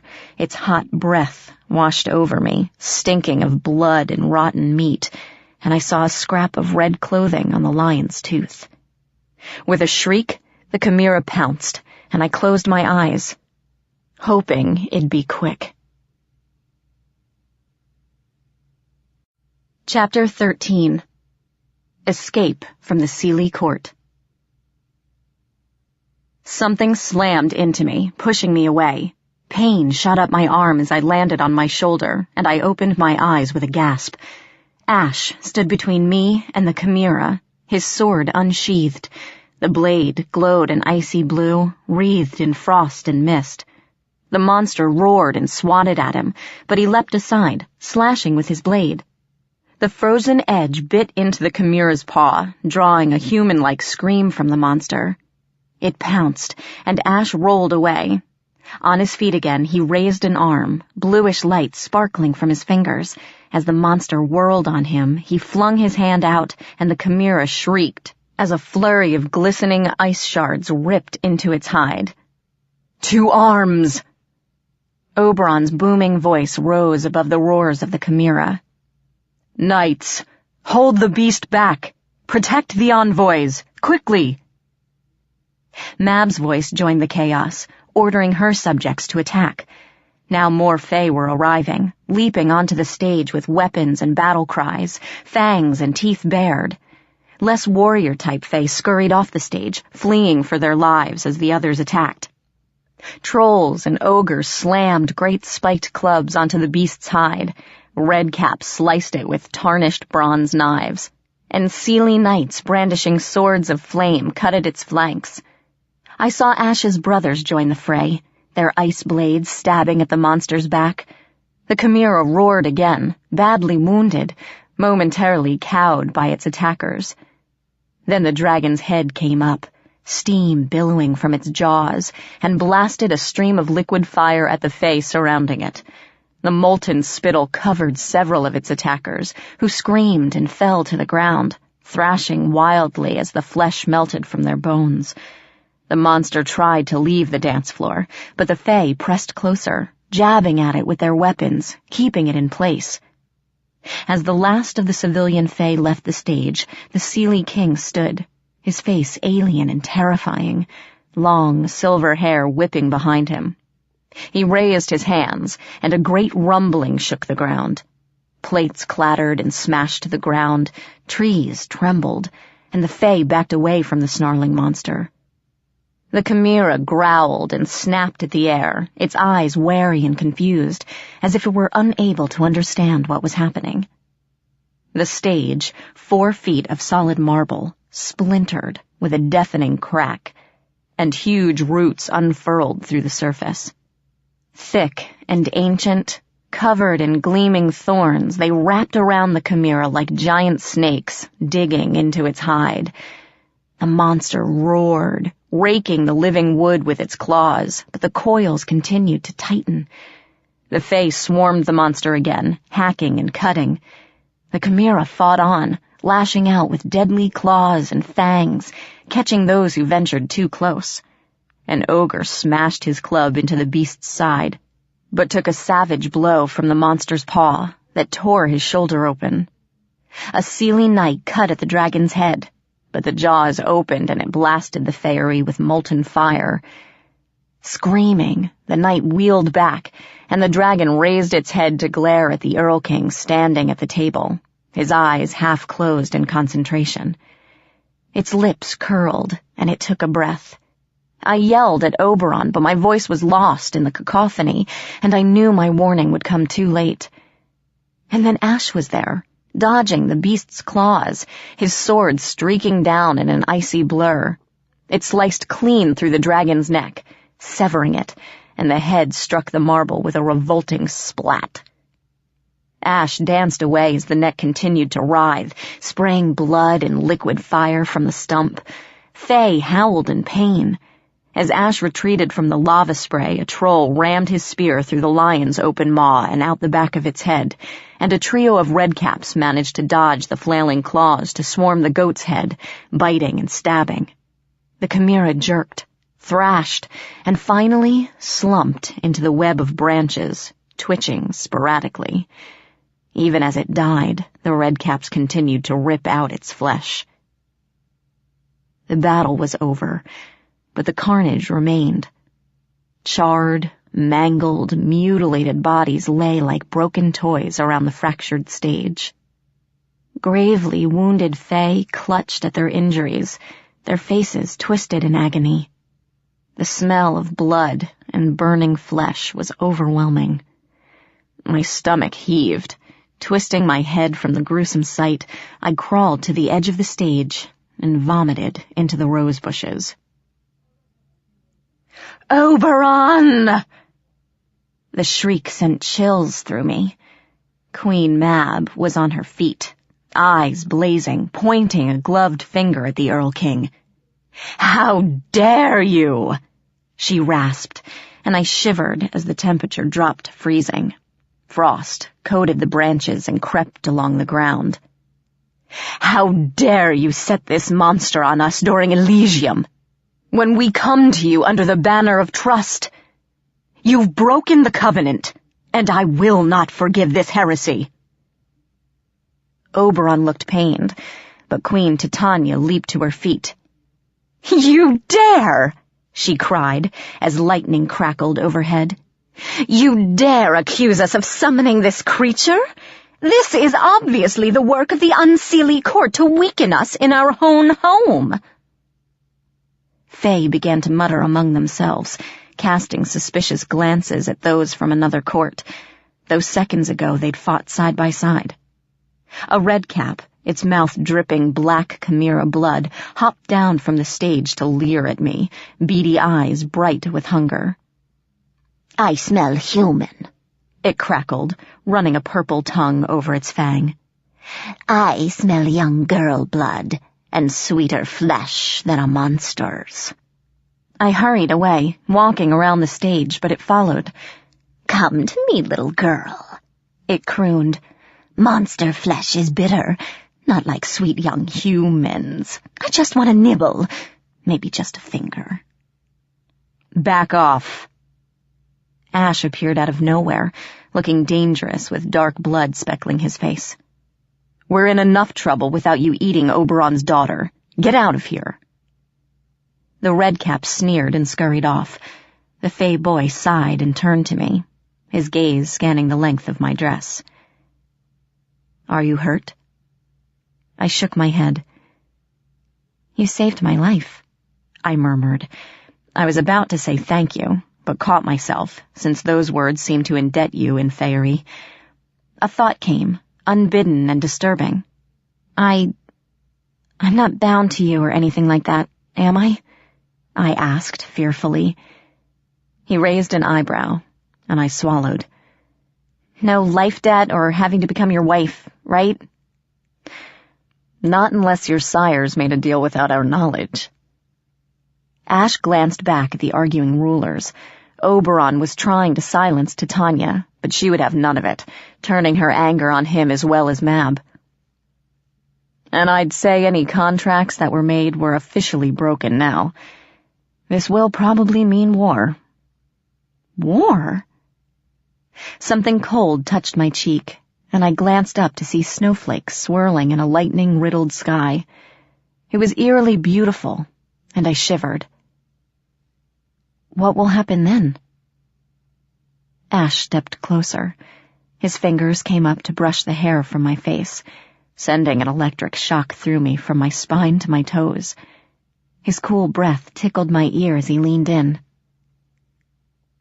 "I'll kill you," he whispered, and walked away, joining his brothers at the table. He did not look back. I touched the place where his fingers had brushed my skin, giddy and terrified at the same time. "Careful, human." Grimalkin appeared on the corner of the stage, overshadowed by the dead Chimera. "Do not lose your heart to a fairy prince. It never ends well." "Who asked you?" I glared at him. "And why do you always pop up when you're not wanted? You got your payment. Why are you still following me?" "You are amusing," purred Grimalkin. Golden eyes flicked to the bickering rulers and back again. "And of great interest to the king and queens. That makes you a valuable pawn indeed. I wonder what you will do next, now that your brother is not in Oberon's territory." I looked at Ash, standing beside his brothers, stone-faced as the argument between Mab and Titania raged on. Oberon was trying to calm them both, but with little success. "I have to go to the Unseelie Court," I whispered as Grimalkin smiled. "I'll have to look for Ethan in Queen Mab's territory." "I would imagine so," Grimalkin purred, slitting his eyes at me. "Only, you don't know where the Unseelie Court is, do you? Mab's entourage came here in flying carriages. How will you find it?" "I could sneak into one of the carriages, maybe, disguise myself." Grimalkin snorted with laughter. "If the redcaps do not smell you out, the ogres will. There will be nothing left but bones by the time you reached Tir Nanog." The cat yawned and licked a forepaw. "Too bad you lack a guide, someone who knows the way." I stared at the cat, a slow anger building as I realized what it was saying. "You know the way to the Unseelie Court," I said quietly. Grimalkin scrubbed a paw over his ears. "Perhaps." "And you'll take me there," I continued, "for a small favor." "No," Grimalkin said, looking up at me. "There is nothing small about going into Unseelie territory. My price will be steep, human. Make no mistake about that. So, you must ask yourself, how much is your brother worth to you?" I fell silent, staring at the table, where the queens were still going at it. "Why would I summon the beast?" Mab questioned with a sneer at Titania's direction. "I've lost loyal subjects as well. Why would I set the creature against my own?" Titania matched the other queen's disdain.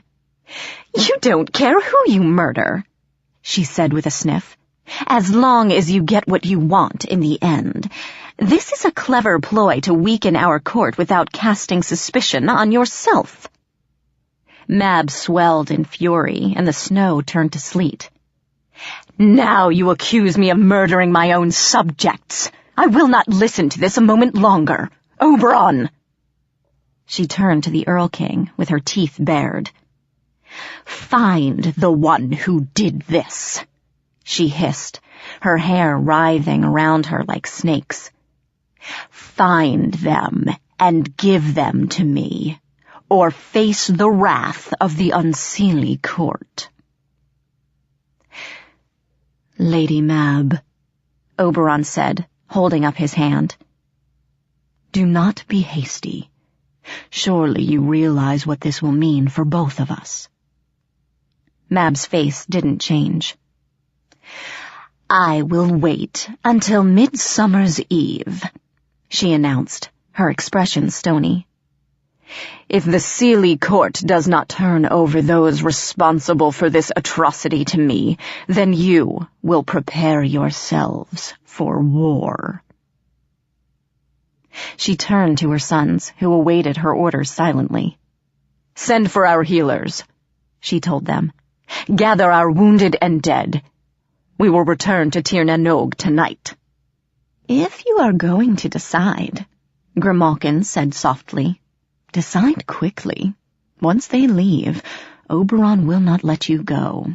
You are too valuable a pawn to lose to the unseelie court. He will keep you here against your will, under lock and key if he has to keep you out of Mab's clutches. After tonight, you may not get another chance to escape, and you will never find your brother." I watched Ash and his brothers disappear into the crowd of dark fae, saw the grim, terrifying look on the Earl King's face, and made my decision. I took a deep breath. "All right then, let's get out of here." Grimalkin stood. "Good," he said. "We leave now, before the chaos dies down and Oberon remembers you." He looked over my elegant gown and sniffed, wrinkling his nose. "I will fetch your clothes and belongings. Wait here, and try not to draw attention to yourself." He twitched his tail, slipped into the shadows, and vanished. I stood by the dead chimera, looking around nervously and trying to keep out of Oberon's sight. Something small dropped from the lion's mane, glimmering briefly as it caught the light, hitting the marble with a faint clink. Curious, I approached warily, keeping my eye on the huge carcass and the few redcaps still gnawing on it. The object on the ground winked metallically as I knelt and picked it up, turning it over in my palm. It looked like a tiny metal bug, round and tick-like, about the size of my pinky nail. Its spindly metal legs were curled up over its belly, the way an insect's legs would do when they die. It was covered in black ooze, which I realized with horror was chimera blood. As I stared at it, the legs wiggled, and it flipped over in my hand. I yelped and hurled the bug to the ground, where it scuttled over the marble stage, squeezed into a crack, and vanished from sight.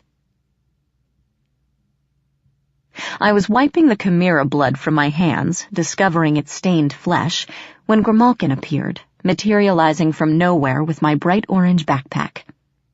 "This way," the cat muttered, and led me from the courtyard into a cluster of trees. "Hurry and change," he ordered as we ducked beneath the shadowy limbs. "We don't have much time." I unzipped the pack and dumped my clothes to the ground. I started to wriggle out of the dress when I noticed Grimalkin still watching me, eyes glowing in the dark. "Could I get a little privacy?" I asked. The cat hissed. "You have nothing I'd be interested in, human. Hurry up. Scowling, I shed the gown and changed into my old, comfortable clothes.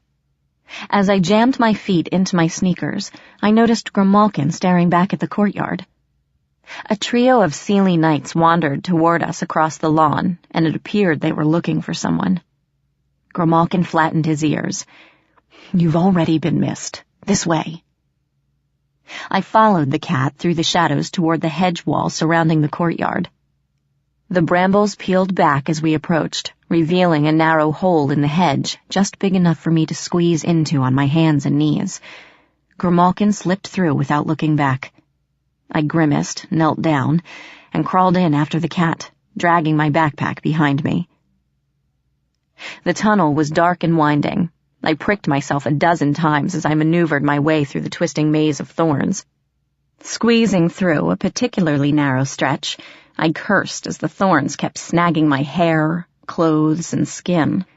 Grimalkin looked over his shoulder, blinking luminous, glowing eyes as I struggled. "Try not to bleed so much on the thorns," he said as I jabbed myself in the palm and hissed in pain.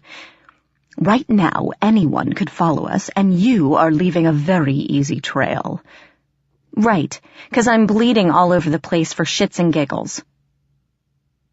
A bramble caught my hair and I yanked it free with a painful tearing sound. "How much further till we're out?" "Not far. We are taking a shortcut." "This is a shortcut? What does it lead into, Mab's garden or something?" "Not really." Grimalkin sat down and scratched his ear. "This path actually leads us back to your world." I jerked my head up, jabbing myself in the skull and bringing tears to my eyes. "What? Are you serious?" Relief and excitement flared. I could go home. I could see my mom. She must be worried sick about me. I could go to my own room and... I stopped, the balloon of happiness deflating as suddenly as it had come. "No, I can't go home yet," I said, feeling my throat tighten. "Not without Ethan." I bit my lip, resolved, then glared at the cat. "I thought you were taking me to the Unseelie court, Grim." Grimalkin yawned, sounding bored with it all. "I am. The Unseelie court sits much closer to your world than the Seelie territories. It is faster to enter the mortal lands and slip into Tir Nanog from there." "Oh." I thought about that for a moment. Well, then, why did Puck take me through the Wildwood? If it's easier to reach the Unseelie court from my world, why didn't he use that way? Who knows? Trods, the paths into the Never-Never, are difficult to find. Some are constantly shifting. Most lead directly into the Wildwood. Only a very few will take you to the Seelie or Unseelie territories, and they have powerful guardians protecting them. The Trond we are using now is a one-way trip. Once we are through, we will not be able to find it again." "Isn't there another way in?" Grimalkin sighed. "There are other paths to Tir Nanog from the Wildwood, but you would have to deal with the creatures that live there.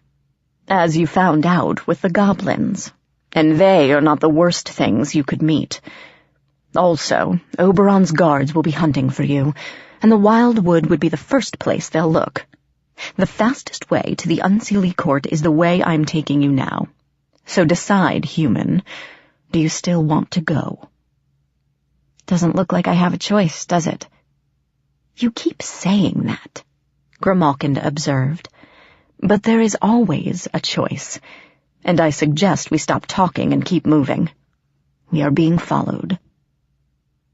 We kept going, wending our way through the briar tunnel, picking through the thorns until I lost all sense of time and direction.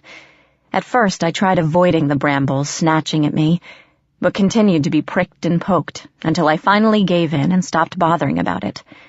Strangely, once I did, I was scratched a lot less.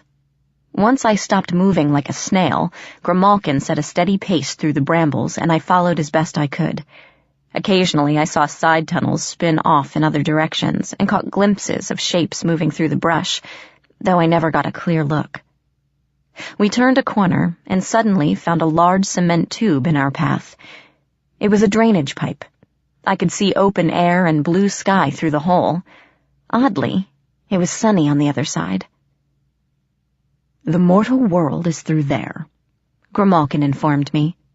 "Remember, once we are through, we will not be able to return to the Never-Never this way. We will have to find another Trod to go back." "I know," I said. Grimalkin gave me a long, uncomfortable stare. "Also, remember, human, you have been to the Never-Never. The glamour over your eyes is gone. Though other mortals will not see anything strange about you, you will see things a little differently. So try not to overreact."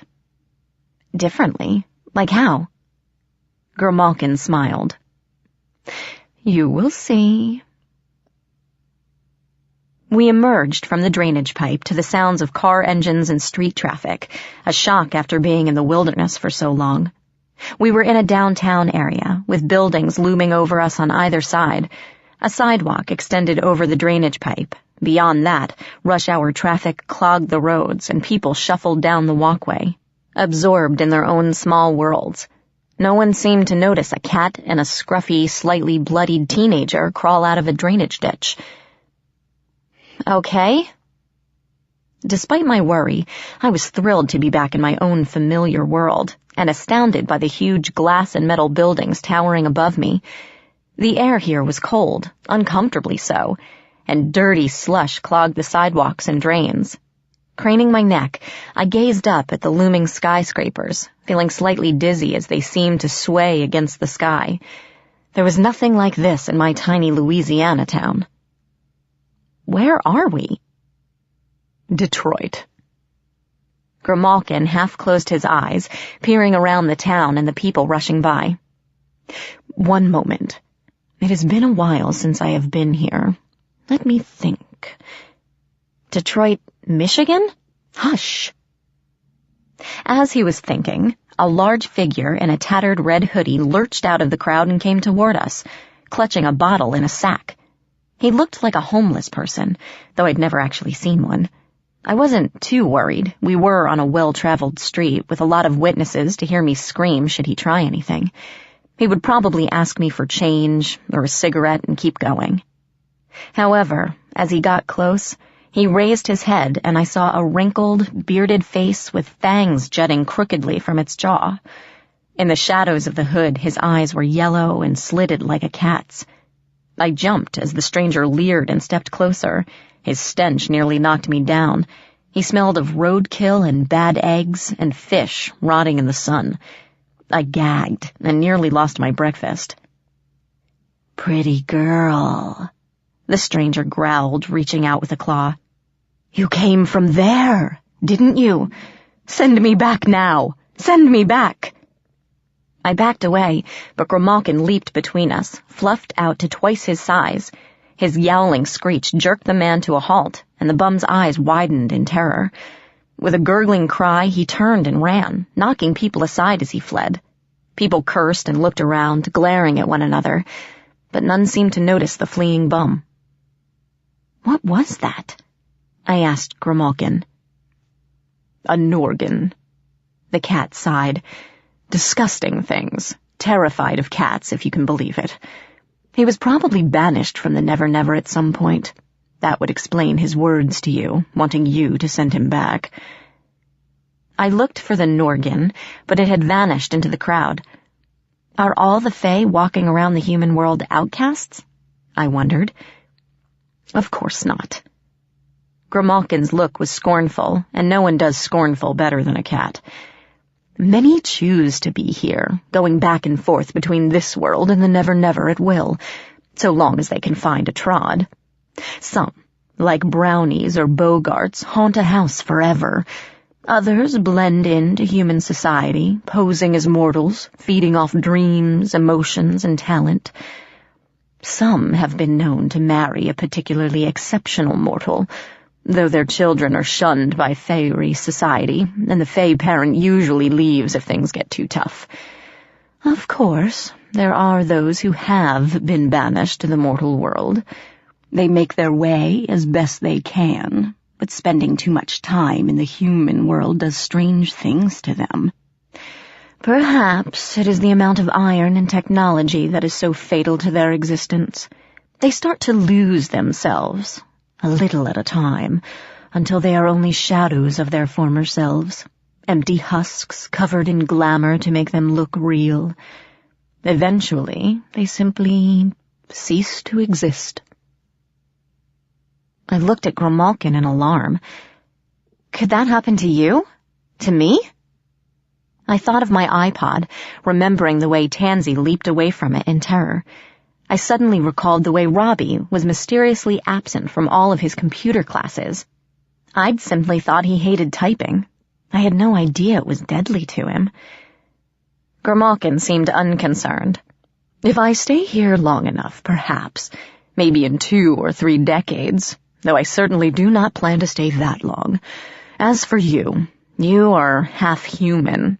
Your mortal blood protects you from iron and the banal effects of your science and technology. I would not worry too much if I were you. What's wrong with science and technology? Grimalkin actually rolled his eyes. If I thought this would turn into a history lesson, I would have picked a better classroom than a city street. His tail lashed and he sat down.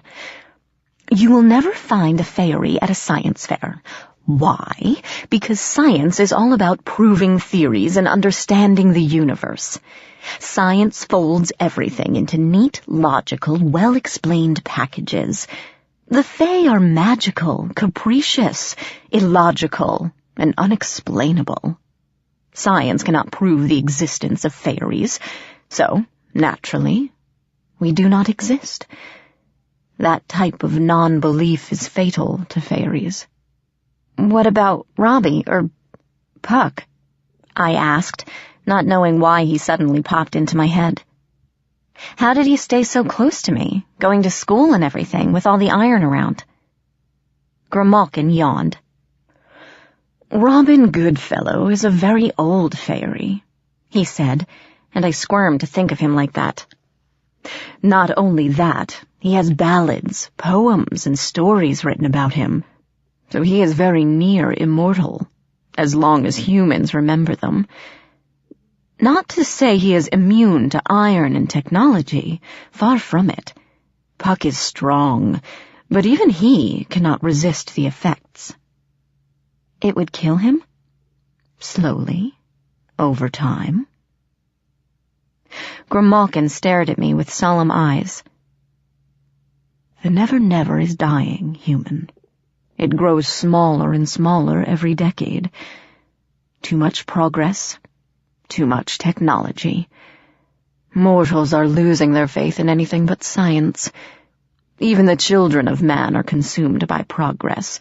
They sneer at the old stories and are drawn to the newest gadgets, computers, or video games. They no longer believe in monsters or magic. As cities grow and technology takes over the world, belief and imagination fade away, and so do we. What can we do to stop it? I whispered. Nothing. Grimalkin raised a hind leg and scratched an ear. Maybe the Never-Never will hold out till the end of the world. Maybe it will disappear in a few centuries. Everything dies eventually, human. Now, if you are quite done with the questions, we should keep moving. But if the Never-Never dies, won't you disappear as well? I am a cat, Grimalkin replied, as if that explained anything. I followed Grimalkin down the sidewalk as the sun set over the horizon and the street lamps flickered to life. I caught glimpses of Fae everywhere, walking past us, hanging out in dark alleys, stealing over the rooftops or skipping along the power lines. I wondered how I could have been so blind before, and I remembered a conversation with Robbie in my living room so long ago, a lifetime ago. Once you start seeing things, you won't be able to stop. You know what they say. Ignorance is bliss, right? If only I'd listened to him then.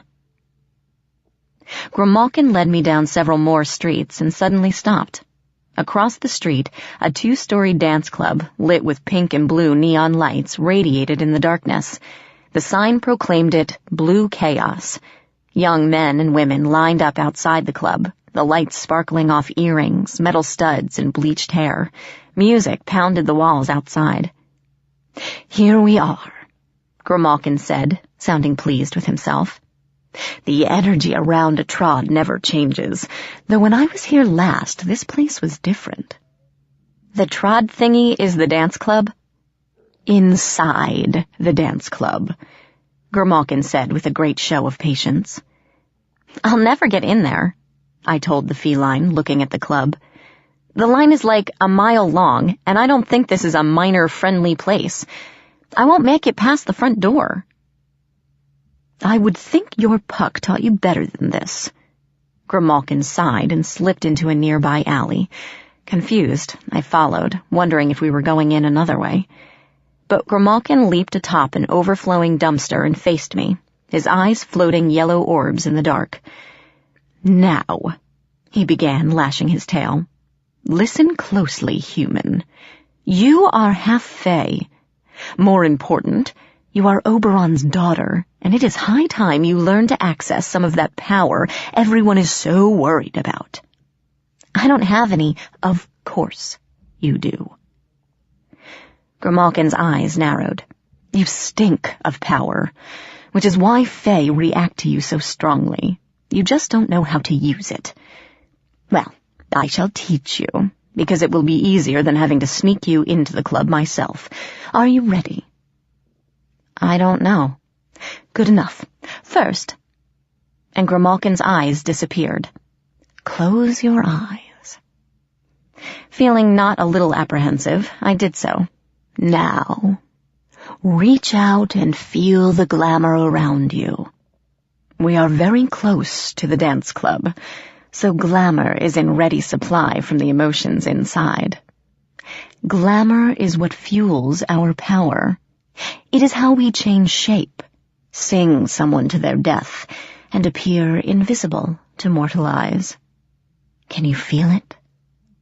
"I don't." "Stop talking and just feel."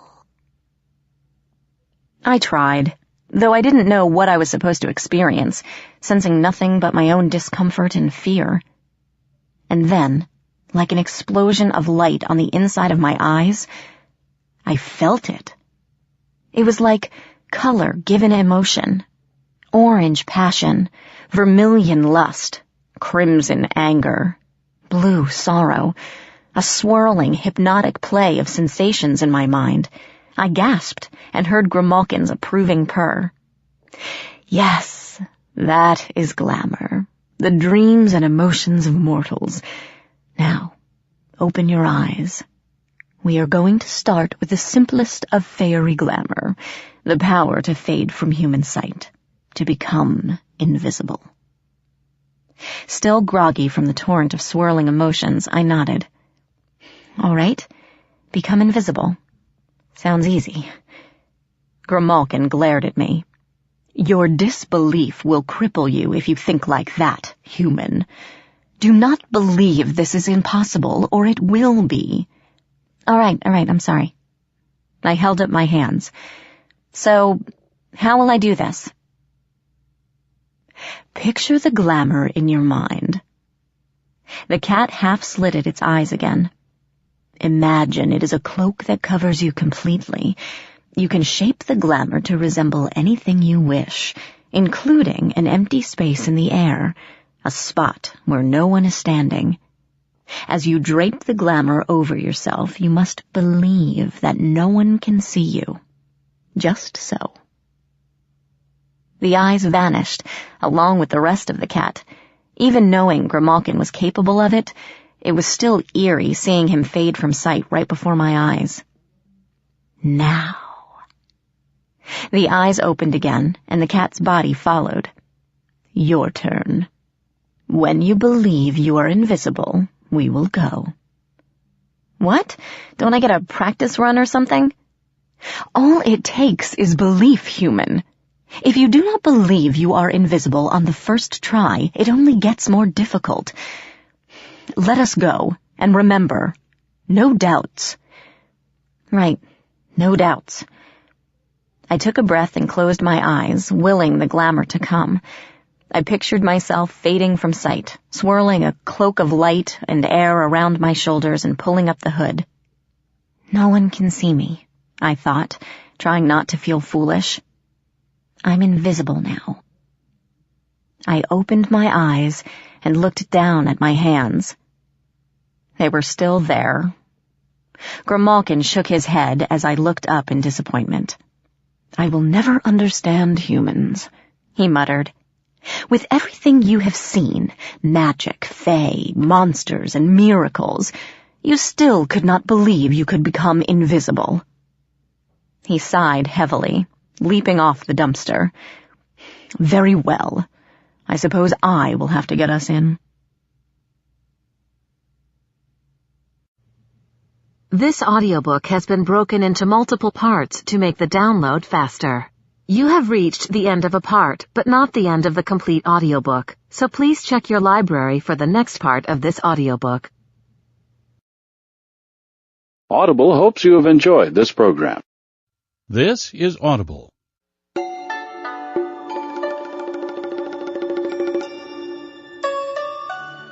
Audible Inc. and Harlequin present The Iron King, written by Julie Kagawa, read by Christine Vam.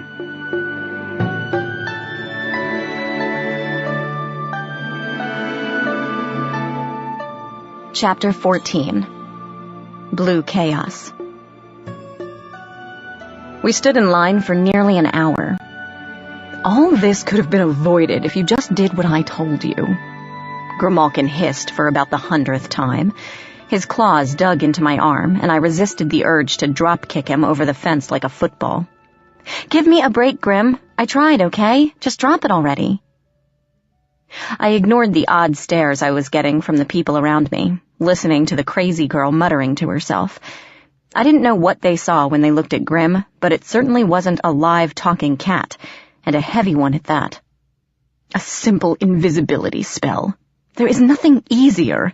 Kittens can do it before they walk. I would have said something, but we were approaching the bouncer, who guarded the front doors to Blue Chaos. Dark, muscular, and massive, he checked the ID of the couple in front of us before waving them through. Grim pricked my arm with his claws, and I stepped up. Cold black eyes raked me up and down.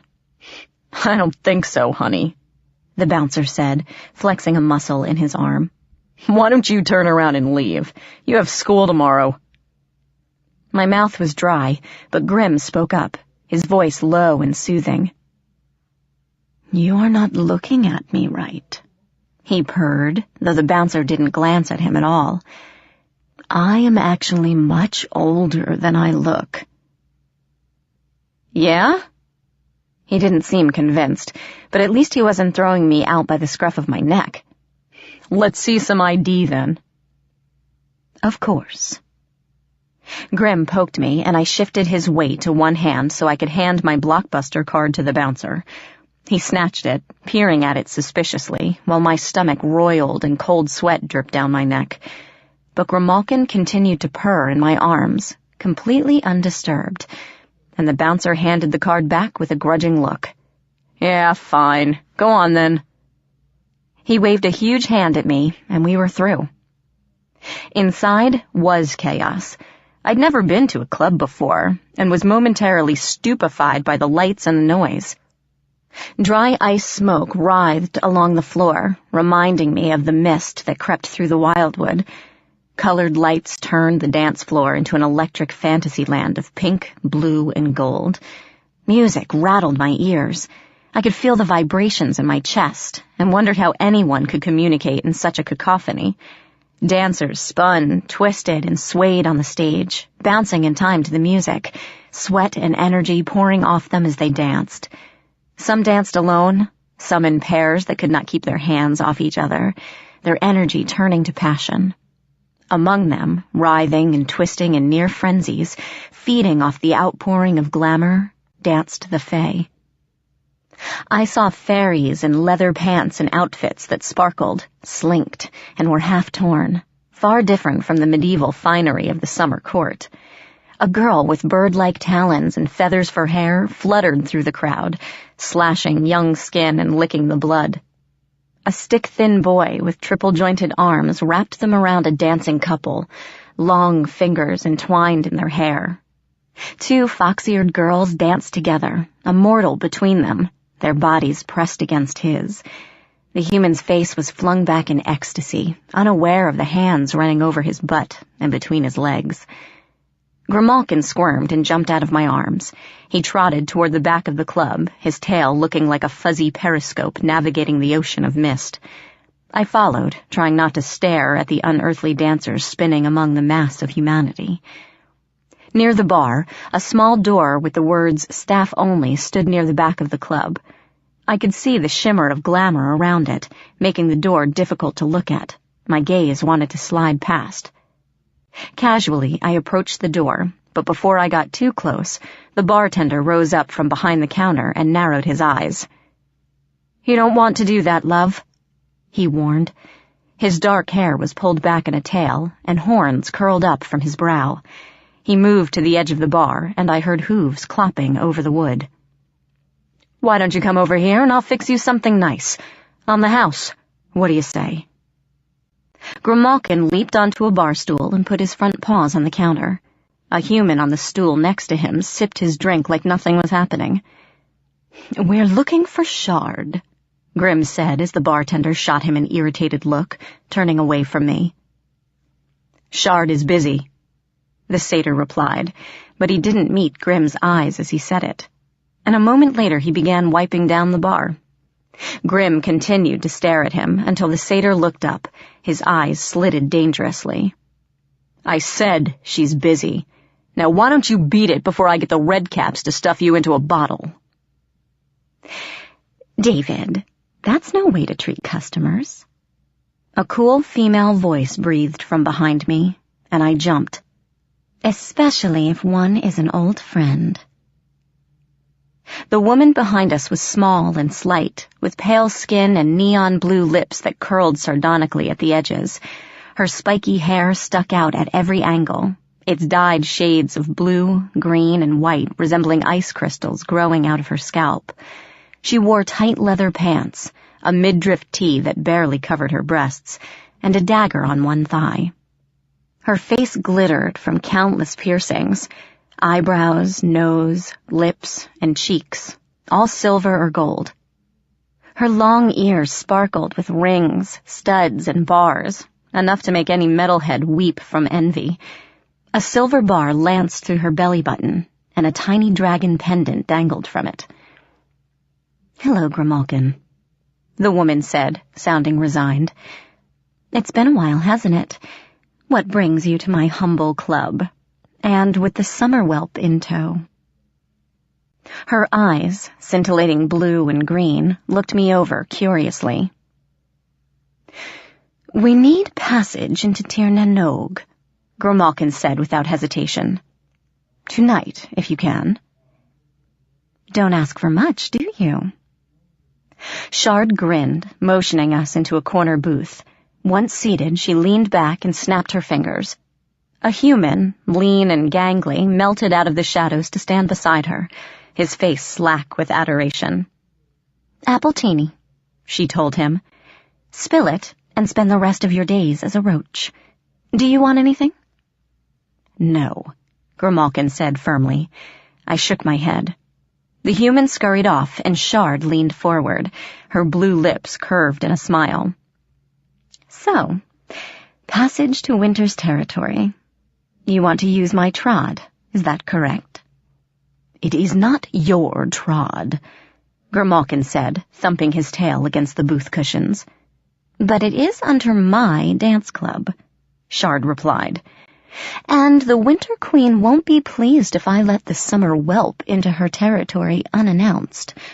Don't look at me like that, Grim. I'm not stupid. I know the daughter of the Earl King when I see her, So the question is, what do I get out of this? A favor repaid. Grimalkin narrowed his eyes at her. Your debt to me canceled. That's fine for you, Shard said, and turned her leer on me. But what about this one? What can she offer? I swallowed. What do you want? I asked before Grimalkin could say anything. The cat shot me an exasperated glare, but I ignored him. If anyone would barter away my fate, it would be me. I didn't want Grimalkin promising this woman my firstborn child without my consent. Shard leaned back again, crossing her legs with a smile. The gangly boy appeared with her drink, a green concoction with a tiny umbrella, and she sipped it slowly, her eyes never leaving mine. That's a good question, Shard murmured, swirling her teeny thoughtfully. What do I want of you? It must be awfully important for you to get into Mab's territory. What would that be worth? She took another sip, appearing deep in thought. How about your name? She offered at last. I blinked. My name? That's right. Shard smiled disarmingly. Nothing much. Just promise me the use of your name, your true name, and we'll call it even, yes? The girl is young, Shard, Grimalkin said, watching us both with slitted eyes. She might not even know her true calling yet. That's all right. Shard smiled at me. Just give me the name you call yourself now, and we'll make do, yes? I'm sure I can find some use for it. No, I told her. No deal. You're not getting my name. Oh, well. Shard shrugged and raised the glass to her lips. I guess you'll have to find another way into Mab's territory then. She shifted toward the end of the booth. It has been a pleasure. Now, if you'll excuse me, I've a club to run. Wait, I blurted out. Shard paused, watching me expectantly. All right, I whispered. All right, I'll give you a name. After that, you'll open the trod, right? The fairy smiled, showing her teeth. Of course. Are you sure you want to do this? Grimalkin asked softly. Do you know what happens when you give a fairy your name? I ignored him. Swear it, I told Shard. Promise that you'll open the trod once I give you the name. Say the words. The fairy's smile turned vicious. Not as stupid as she first appears, she muttered and shrugged.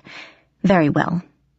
I, Shard, keeper of the Chaos Trod, do swear to open the path once I have received payment in the form of a single name, spoken by the requesting party. She broke off and smirked at me. Good enough? I nodded. Fine. Shard licked her lips, looking inhumanly eager as her eyes gleamed. Now, give me the name. All right. I took a deep breath as my stomach twisted wildly. Fred Flintstone. Shard's face went blank. What? For one glorious moment, she looked utterly bewildered. That is not your name, Half-Blood. That's not what we agreed on. My heart pounded. Yes, it is, I told her, keeping my voice firm. I promise to give you a name, not my name. I've upheld my end of the contract. You have your name. Now show us the trod. Beside me, Grimalkin started sneezing, a sudden explosion of feline laughter. Shard's face remained blank a moment longer. Then cold rage crept into her features and her eyes turned black. Her quills bristled, and ice coated the glass in her hand before it shattered into a million sparkling pieces. You! Her gaze stabbed into me, cold and terrifying. I fought the urge to run screaming out of the club. You will regret this insolence, half-breed. I will not forget this, and will make you beg for mercy until your throat is raw from it. My legs trembled, but I stood and faced her. Not before you show us the trod. Grimalkin stopped laughing and jumped onto the table. You have been out-negotiated, Shard, he said, his voice still thick with amusement. Cut your losses and try again some other time. Right now, we need to be going. The fairy's eyes still glimmered black, but she made a visible effort to control herself. Very well, she said with great dignity. I will uphold my end of the bargain. Wait here a moment. I need to inform David that I'll be gone for a bit. She stalked away with her chin in the air, her spines quivering like icicles. Very clever, Grimalkin said softly as the fairy marched toward the bar. Shard has always been too rash, never pausing to listen for important details. She thinks she's too smart for that. Still, it is never wise to anger a winter she. You might regret your little battle of wits before this is over. The Fae never forget an insult. I remained silent, watching Shard lean over and whisper something to the satyr. David looked up at me, eyes narrowing, before jerking his head once and turning to wipe the counter. Shard returned. Her eyes were normal again, though they still glared at me with cold dislike. This way, she announced frostily, and led us across the room toward the staff-only door on the far wall. We followed her down 5 or 6 flights of stairs, pausing at another door with the words, Danger, keep out, painted on the surface in bright red. Shard looked back at me with an evil little smile. Don't mind Grumly. He's our latest deterrent against those who poke their noses where they don't belong. Occasionally, some puka or redcap will think themselves clever and sneak past David to see what's down here. Obviously, I can't have that, so I use Grumly to dissuade them. She chuckled. Sometimes a mortal will find his way down here as well. That's the best entertainment. It cuts down on his food bill, too. She gave me a razor-sharp grin and pushed the door open. The stench hit me like a giant hammer, a revolting mix of rot and sweat and excrement. I recoiled and my stomach heaved. Bones littered the stone floor, some human, some decidedly not. A pile of dirty straw lay in one corner next to a door on the far wall. I knew that was the entrance to the unseelie territory, but reaching it would be a real challenge. Chained to a ring in the floor, manacled by one tree stump leg, was the biggest ogre I'd ever seen. His skin was bruise purple, and 4 yellow tusks curled from his lower jaw. His torso was massive, muscles and tendons rippling under his mottled hide, and his thick fingers ended in curved black claws. He also wore a heavy collar around his throat, the skin underneath red and raw, showing old scars where he'd clawed at it. A moment later, I realized both the collar and the manacles were made of iron. The ogre limped across the room, favoring the chained leg as he moved, his ankle festering with blisters and open sores. Grimalkin gave a small hiss. Interesting, he said. Is the ogre really that strong to be bound that way? He's escaped a few times in the past, before we started using the iron, Shard replied, looking pleased with herself. Smashed the club to bits, and ate a few patrons before we stopped him. I thought drastic measures were called for. Now he behaves himself. It is killing him. Grimalkin's voice was flat. You must realize this will considerably shorten his lifespan. Don't lecture me, Grimalkin. Shark gave the cat a disgusted look and stepped through the door. If I didn't keep him here, he'd only be rampaging somewhere else. The iron won't kill him right away. Ogres heal so fast. She sauntered up to the ogre, who glared at her with pain-filled yellow eyes. Move, she ordered it, pointing toward the pile of straw in the corner. Go to your bed, Grumly. Now. The ogre stared at her, snarled feebly, and shuffled to his bed, the chain clinking behind him. I couldn't help but feel a little sorry for him. Shard opened the door. A long hallway stretched beyond the door, and mist flowed through the opening into the room. Well, she called back to us, here's your trod to the winter territory. Are you going to stand there or what? Keeping a wary eye on Grumly, I started forward. Wait, Grimalkin muttered. What's the matter? I turned and found him scanning the room, eyes narrowed to slits. Afraid of the ogre? Shard will keep him off us, right? Not at all, the cat replied. Her bargain is done. She just opened the path to Tir na Nog for us. She never promised us protection. I looked into the room again and found Grumly staring at us, drool dripping to the floor from his teeth. On the other side, Shard was smirking at me. There was a sudden clatter on the stairs, the sound of many feet skipping down the steps.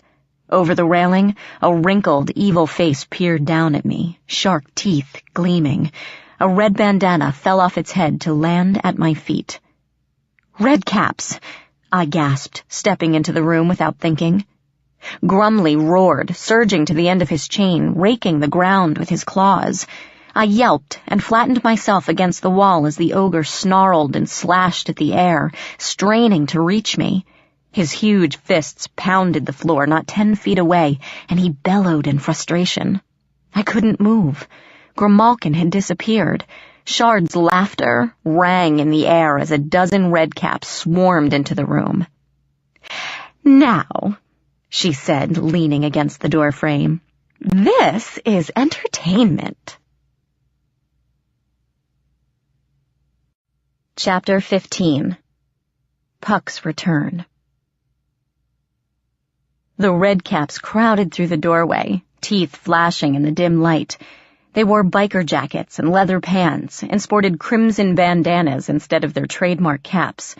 Snarling and gnashing their teeth, they spotted Grumly at the same time the ogre noticed them and leaped back as a huge fist pounded the pavement. Snarls and curses rose in the air. The redcaps danced madly out of the ogre's reach, brandishing bronze knives and wooden baseball bats. "What is this?" I heard one of them screech. "Goatman promised us young flesh if we followed the stairs. Where's our meat?" "There," snarled another, pointing at me with what looked like a tarnished shiv. "In the corner. Don't let the monster get our meat." They slid toward me, hugging the wall as I had done, keeping out of the ogre's grasp. Grumly roared and slashed the ground, raking deep trenches into the cement floor. But the redcaps were small and quick, and he couldn't reach them. I watched in horror as the hideous face swarmed toward me, laughing and waving their weapons, and I couldn't move. I was about to be eaten alive, but if I ventured any farther into the room, Grumly would tear me apart.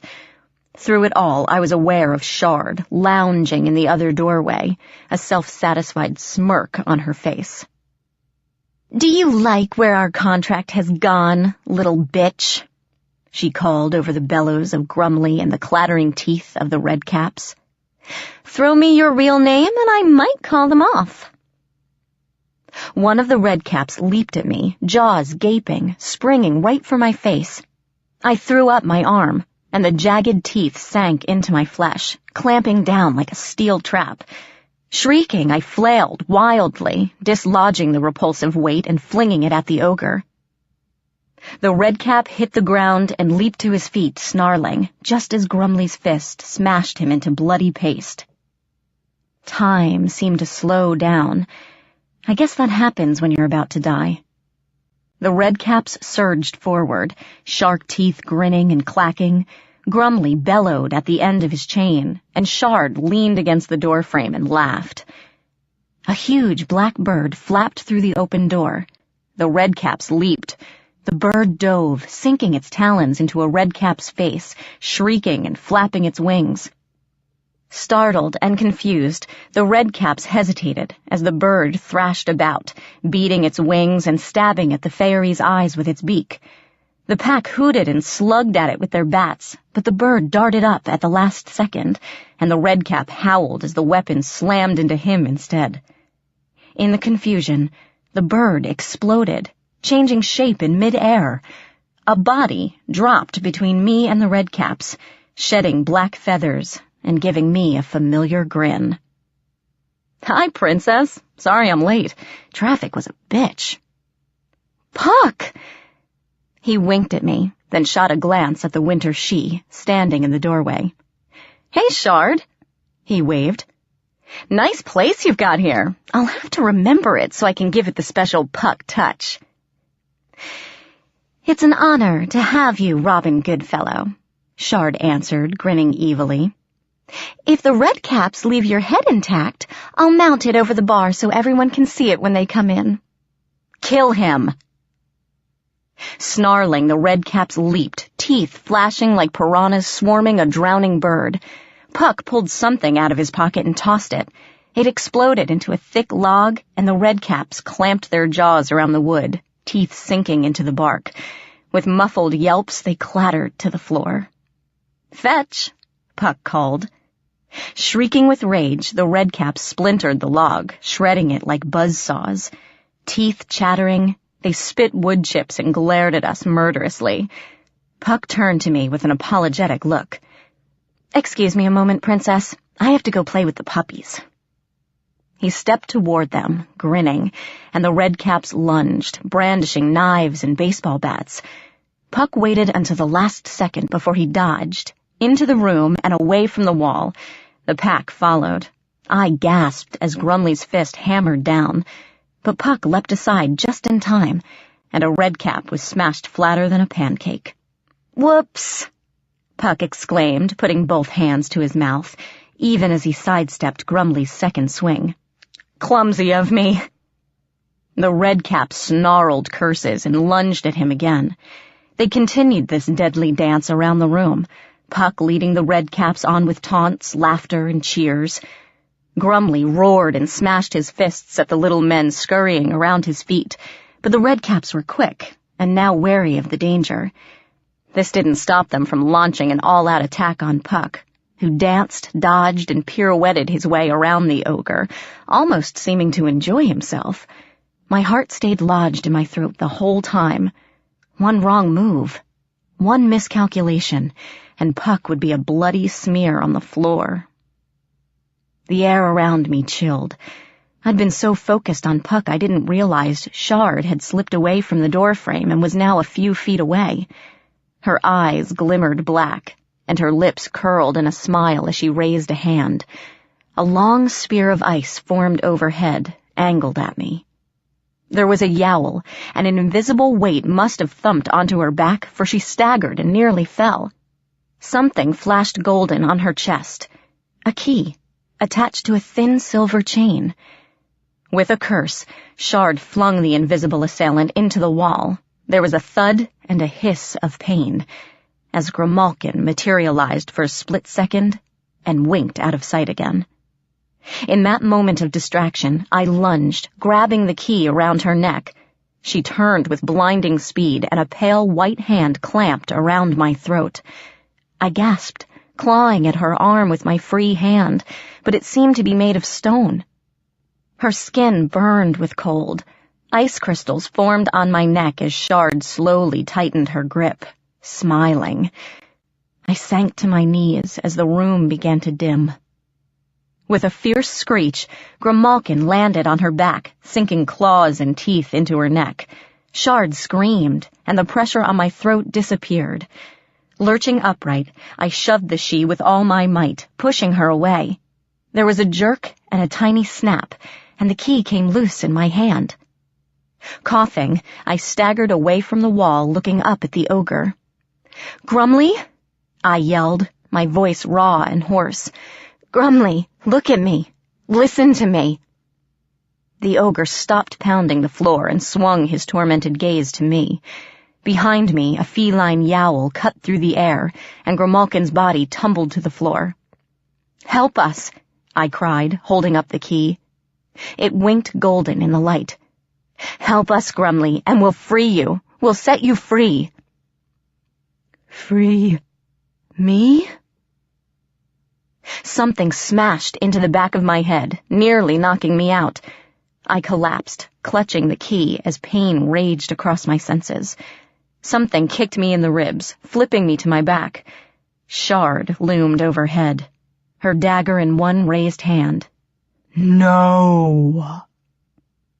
Grimly's bellow filled the room. Startled, Shard looked up, just realizing she was within the ogre's reach. Too late. Grumly's back hand smashed into her chest, hurling her into the wall with a nasty thud. Even the redcaps stopped chasing Puck around and looked back. I scrambled to my feet, ignoring the way my muscles screamed in protest. I staggered toward Grumly, hoping the ogre wouldn't forget and smash me into pudding. He didn't move as I reached the chains, the cruel iron manacle digging into his flesh. Shoving the key into the hole, I turned it until it clicked. The iron band loosened and dropped away. Grumly roared, a roar filled with triumph and rage. He spun, surprisingly quick for his bulk, and kicked a redcap into the wall. Puck scrambled out of the way as the ogre raised a foot and stomped two more like roaches.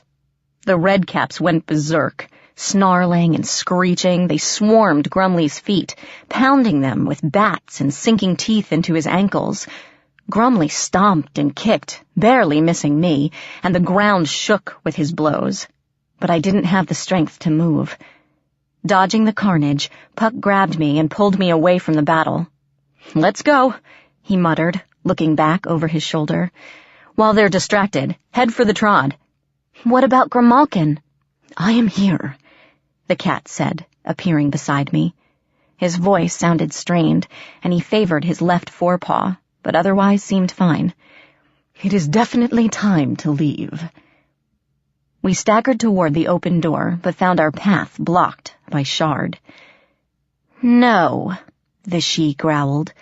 Her left arm hung limp, but she raised an ice spear and angled it at my chest. "You will not pass.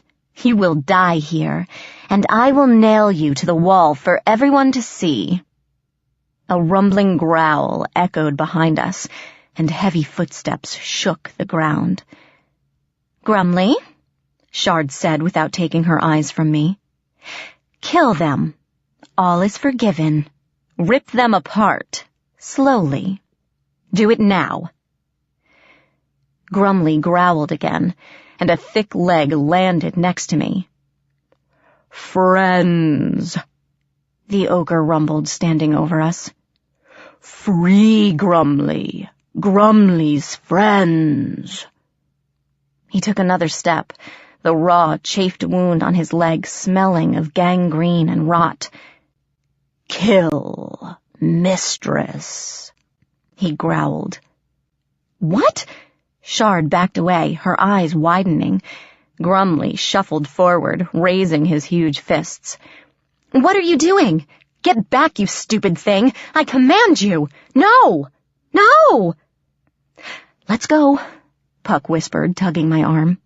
We ducked under Grumly's legs and sprinted for the open door. The last thing I saw as the door closed behind us was Grumly looming over his former master, and Shard bringing up her spear as she backed away. The corridor stretched away before us, filled with mist and flickering lights. I slumped against the wall, shaking as the adrenaline wore off. "You all right, Princess?" Puck asked, green eyes bright with concern. I staggered forward and threw my arms around him, hugging him tightly. He wrapped his arms around me and pulled me close. I felt his warmth and the rapid beat of his heart, his breath against my ear. Finally, I pulled away and sank back against the wall, drawing him down with me. "I thought Oberon changed you into a bird," I whispered. "He did," Puck answered with a shrug. "But when he discovered you had run away, he sent me to find you." "So, it was you I heard following us," Grimalkin said, nearly invisible in the mist. Puck nodded. "I figured you were heading for the Unseelie Court. Who do you think created that shortcut? Anyway, once I was out, I sniffed around and a Pisky told me he saw you heading for this part of town. I knew Shard owned a club here, and the rest, as the mortals say, is history." "I'm glad you came," I said, standing up. My legs felt a bit stronger now, and the shaking had almost stopped. "You saved my life. Again. And I know you might not want to hear it, but thanks." Puck gave me a sidelong glance that I didn't like at all. "Don't thank me just yet, Princess. Oberon was quite upset that you had left the safety of the Seelie territories." He rubbed his hands and looked uncomfortable. "I'm supposed to bring you back to court." I stared at him, feeling as though he'd just kicked me in the stomach. "But you won't, right?" I stammered. He looked away, and my desperation grew. "Puck, you can't. I have to find Ethan. I have to go to the Unseelie Court and bring him home." Puck scrubbed a hand through his hair, a strangely human gesture. "You don't understand," he said, sounding uncharacteristically unsure. "I'm Oberon's favorite lackey, but I can only push him so far. If I fail him again, I might end up a lot worse than a raven for 2 centuries. He could banish me from the Never-Never for all time. I'd never be able to go home." "Please," I begged, taking his hand. He still didn't look at me. "Help us. Puck, I've known you forever. Don't do this." I dropped his hand and stared at him, narrowing my eyes. "You realize you'll have to drag me back kicking and screaming, and I'll never speak to you again." "Don't be like that." Puck finally looked up. "You don't realize what you're doing. If Mab finds you, you don't know what she's capable of." "I don't care. All I know is my brother is still out there, in trouble. I have to find him. And I'm going to do it with or without your help." Puck's eyes glittered. "I could cast a charm spell over you," he mused, one corner of his lip quirking up.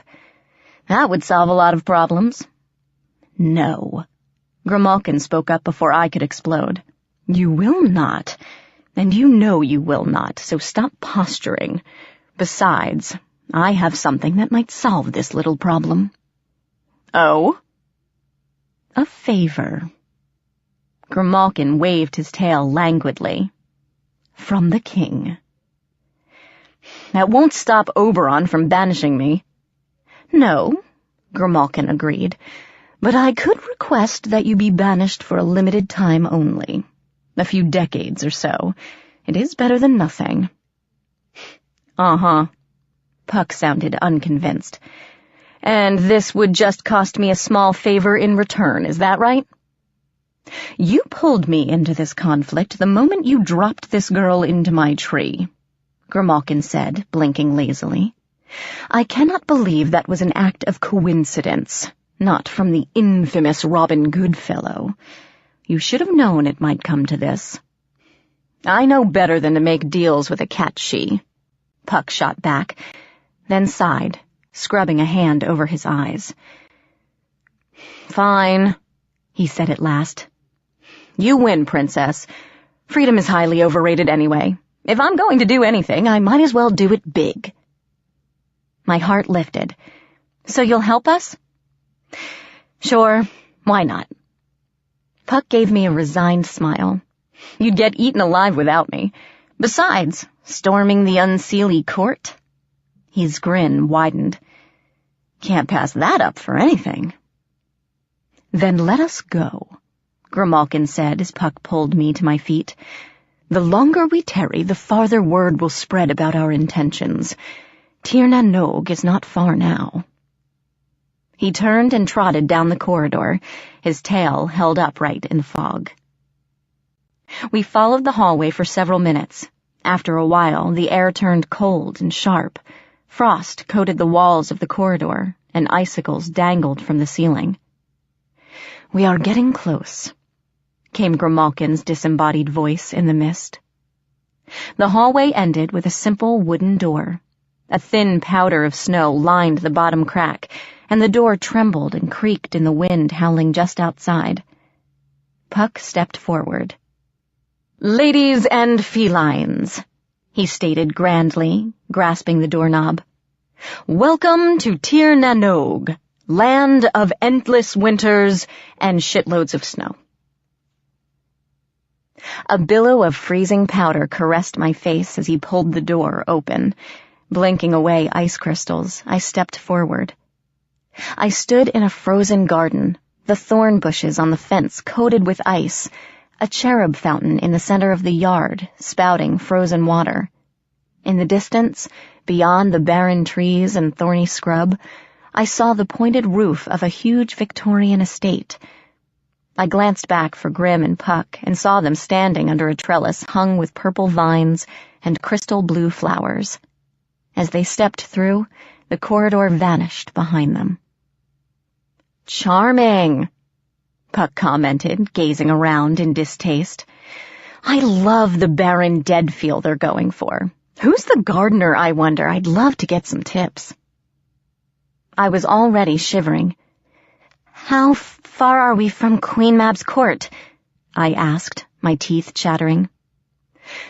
"The winter court is maybe 2 days' walk from here," Grimalkin said, leaping onto a tree stump. He shook his paws one by one and sat down carefully. "We should find shelter soon. I am uncomfortable in this weather, and the girl will certainly freeze to death." A dark chuckle echoed across the garden. "I wouldn't worry about that now." A figure stepped out from behind a tree, sword held loosely in one hand. My heart skipped a beat, and then picked up again, louder and more irregular than before. The breeze ruffled the figure's black hair as he moved toward us, graceful and silent as a shadow. Grimalkin hissed and disappeared, and Puck shoved me behind him. "I've been waiting for you," Ash murmured into the silence. Chapter 16. The Iron Fae. "Ash," I whispered as the lean, stealthy figure glided toward us, his boots making no sound in the snow. He was devastatingly gorgeous, dressed all in black, his pale face seeming to float over the ground. I remembered the way he smiled, the look in his silver eyes as we danced. He wasn't smiling now, and his eyes were cold. This wasn't the prince I'd danced with Elysium night. This wasn't anything but a predator. "Ash," Puck repeated in a conversational tone, though his face had gone hard and feral. "What a surprise to see you here. How did you find us?" "It wasn't difficult." Ash sounded bored. "The princess mentioned that she was looking for someone within Mab's court. There are only so many ways into Tir Nanog from the mortal world, and Shard doesn't exactly make it a secret that she guards the Trod. I figured it was only a matter of time before you came here." "Very clever," Puck said, smirking. "But then, you were always the strategist, weren't you? What do you want, Ash?" "Your head," Ash answered softly, "on a pike. But what I want doesn't matter this time." He pointed his sword at me. "I've come for her." I gasped as my heart and stomach began careening around my chest. He's here for me. To kill me, like he promised at Elysium. "Over my dead body." Puck smiled, as if this was a friendly conversation on the street, but I felt muscles coiling under his skin. That was part of the plan. The prince raised his sword, the icy blade wreathed in mist. "I will avenge her today, and put her memory to rest." For a moment, a shadow of anguish flitted across his face, and he closed his eyes. When he opened them, they were cold and glittered with malice. Prepare yourself. Stay back, Princess, Puck warned, pushing me out of the way. He reached into his boot and pulled out a dagger, the curved blade clear as glass. This might get a little rough. Puck, no! I clutched at his sleeve. Don't fight him. Someone could die. Duels to the death tend to end that way. Puck grinned, but it was a savage thing, grim and frightening. But I'm touched that you care. One moment, Princeling, he called to Ash, who inclined his head. Taking my wrist, Puck steered me behind the fountain and bent close, his breath warm on my face. I have to do this, Princess, he said firmly. Ash won't let us go without a fight, and this has been coming for a long time now. For a moment, a shadow of regret flickered across his face, but then it was gone. So, he murmured, grinning as he tilted my chin up, before I march off to battle, how about a kiss for luck? I hesitated, wondering why now, of all times, he would ask for a kiss. He certainly didn't think of me in that way. Did he? I shook myself. There was no time to wonder about that. Leaning forward, I kissed him on the cheek. His skin was warm and bristly with stubble. Don't die, I whispered, pulling back. Puck looked disappointed, but only for a second. Me? Die? Didn't they tell you, Princess?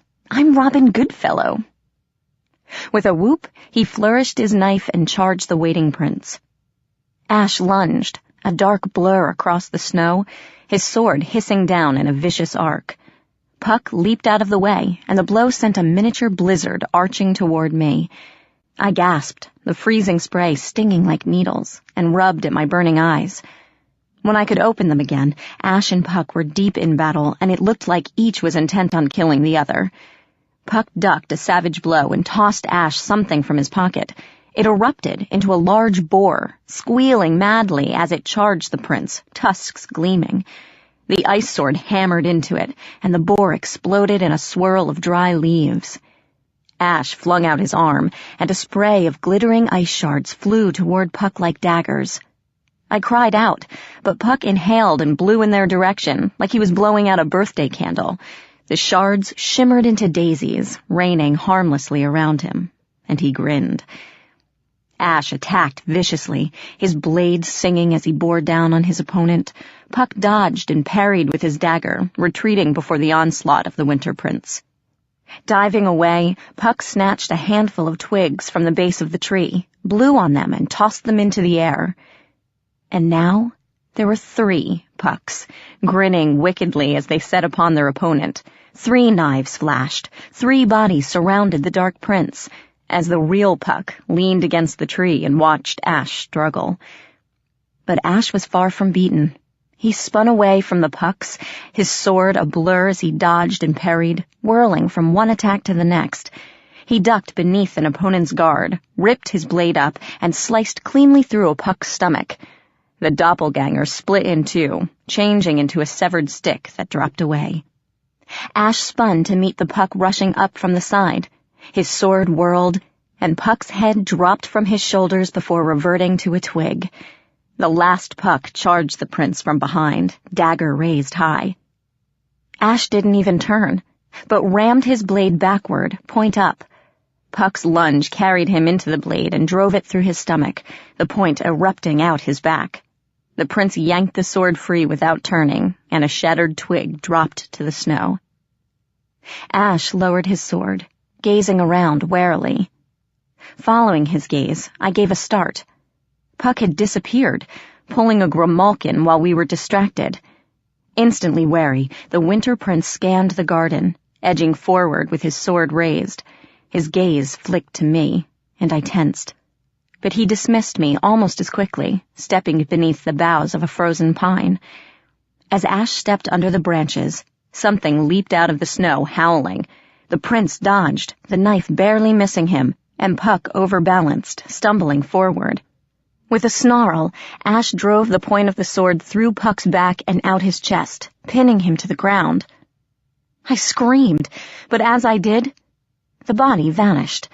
For a split second, Ash stared at the pierced leaf on his sword tip, then threw himself to the side as something dropped from the tree, dagger flashing in the light.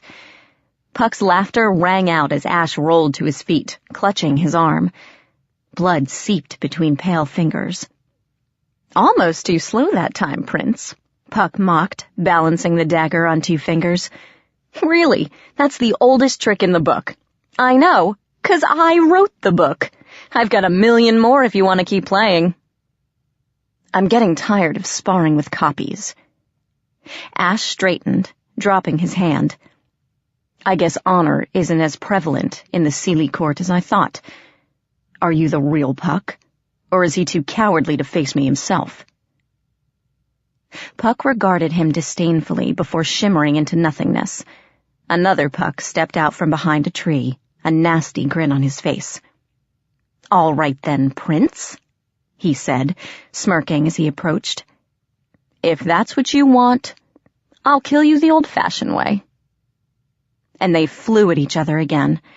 I watched the battle, my heart in my throat, wishing I could do something. I didn't want either of them to die, but I had no idea how to stop this. Shouting or rushing between them seemed like a really bad idea.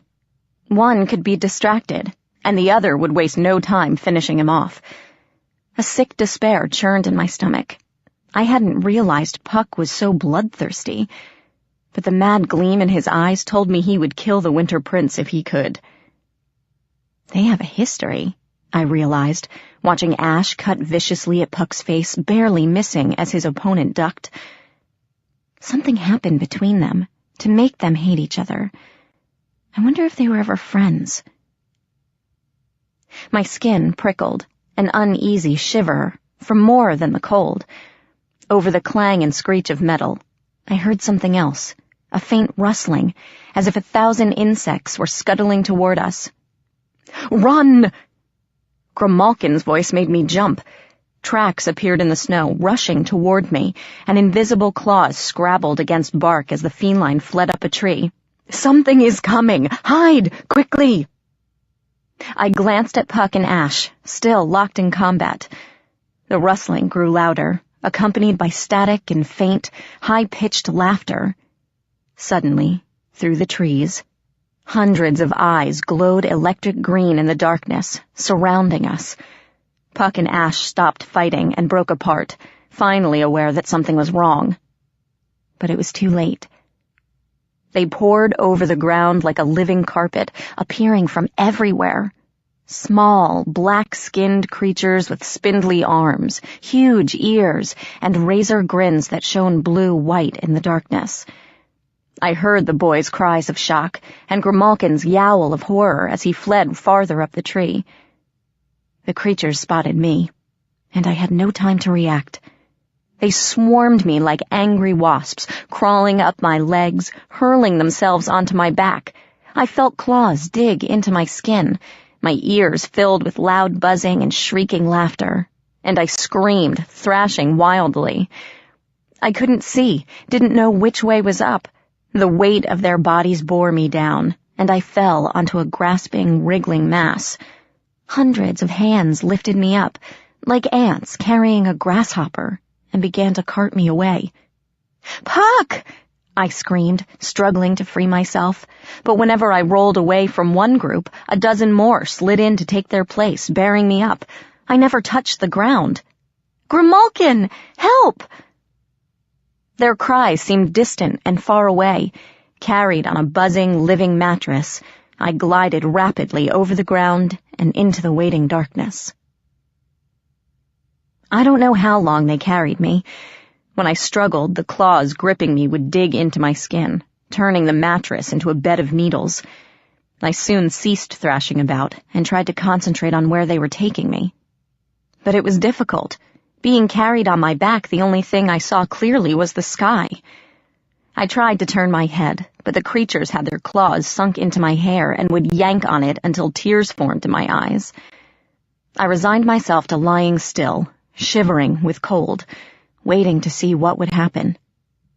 The cold and the gnawing worry drained me.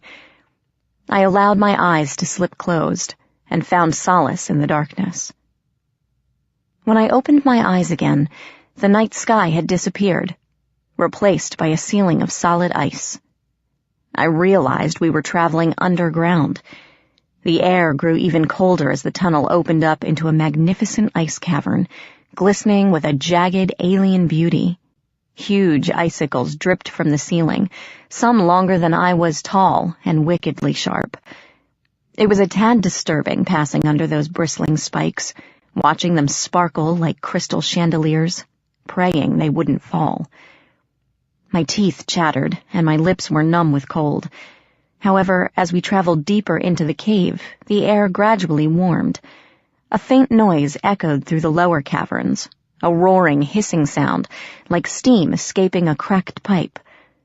Water dripped from the ceiling in rivulets now, soaking my clothes, and some of the ice shards looked dangerously unstable. The hissing grew louder, punctuated with great roaring coughs and the acrid smell of smoke. Now I saw that some of the icicles had indeed fallen, smashed to pieces on the ground and glittering like broken glass. My abductors brought me into a large cavern littered with shattered shards of ice. Puddles saturated the floor, and water fell like rain from the ceiling. The creatures dropped me to the icy ground and scuttled off. I rubbed my numb, aching limbs and looked around, wondering where I was. The cave was mostly empty, save for a wooden box filled with black rocks. Coal? In one corner. More were stacked along the far wall, next to a wooden archway that led off into the darkness. A piercing whistle, like a steam engine roaring into the station, erupted from the tunnel, and black smoke churned from the opening. I smelled ashes and brimstone, and then a deep voice echoed through the cavern, "Have you brought her?" The scuttling creatures scattered, and several icicles smashed the floor with an almost musical chime. I ducked behind an ice column as heavy footsteps clanked down the tunnel. Through the smoke, I saw something huge and grossly distorted, something definitely not human, and shook in terror. A massive black horse emerged from the writhing smoke, eyes glowing like hot coals, flared nostrils blowing steam. It was as big as the horses that pulled the Budweiser wagon, but there the resemblance ended. At first, I thought it was covered in iron plates. Its hide was bulky with metal, rusted and black, and it moved awkwardly with the weight. Then I realized its body was made of iron. Pistons and gears jutted out from its ribs. Its mane and tail were steel cables. A great fire burned in its belly, visible through the chinks in its hide. Its face was a terrifying mask as it turned to me, blasting flame from its nostrils. I fell back, certain I was going to die. "Are you Megan Chase?" The horse's voice shook the room. More icicles committed suicide, but they were the least of my worries. I cringed back as the iron monster loomed over me, tossing its head and snorting flame. "Answer me, human. Are you Megan Chase, daughter of the Summer King?" "Yes," I whispered as the horse moved closer, iron hooves pounding the ice. "Who are you? What do you want with me?" "I am Iron Horse," the beast replied. "One of King Machina's lieutenants. I have brought you here because my lord has requested it. You will come with me to see the Iron King." The booming voice was giving me a headache. I tried to focus through the pounding in my skull. "The Iron King?" I asked stupidly. "Who—" "King Machina," Iron Horse confirmed. "Sovereign lord of the Iron Court, and ruler of the Iron Fae." Iron Fae? A chill slid up my spine. I looked around at the countless eyes of the gremlin-like monsters, to the massive bulk of Iron Horse, and felt dizzy at the implications. Iron Fae? Could there be such a thing? In all the stories, poems, and plays, I'd never encountered anything like this. Where did they come from? And who was this Machina, ruler of the Iron Fae? More important, what does he want with me? It is not mine to know, Iron Horse snorted, swishing its tail with a clanking sound. I only obey. However, you would be wise to come with us if you wish to see your brother again. Ethan? I jerked my head up, glaring at Iron Horse's expressionless mask. How do you know about him? I demanded. Is he all right? Where is he? Come with me, and all your questions will be answered. The Iron Court and my Lord Machina await. I stood as Iron Horse turned, clanking back toward the tunnel. Its pistons creaked and the gears complained loudly as it shuffled forward. It was old, I realized, watching a bolt come loose and fall to the ground. A relic of days gone by. I wondered if there were newer, sleeker models out there, and what they looked like. Faster, better, more superior Iron Fae. After a moment, I decided I didn't want to find out. Iron Horse stood at the mouth of the tunnel, stamping impatiently. Sparks flew from its hooves as it glowered at me.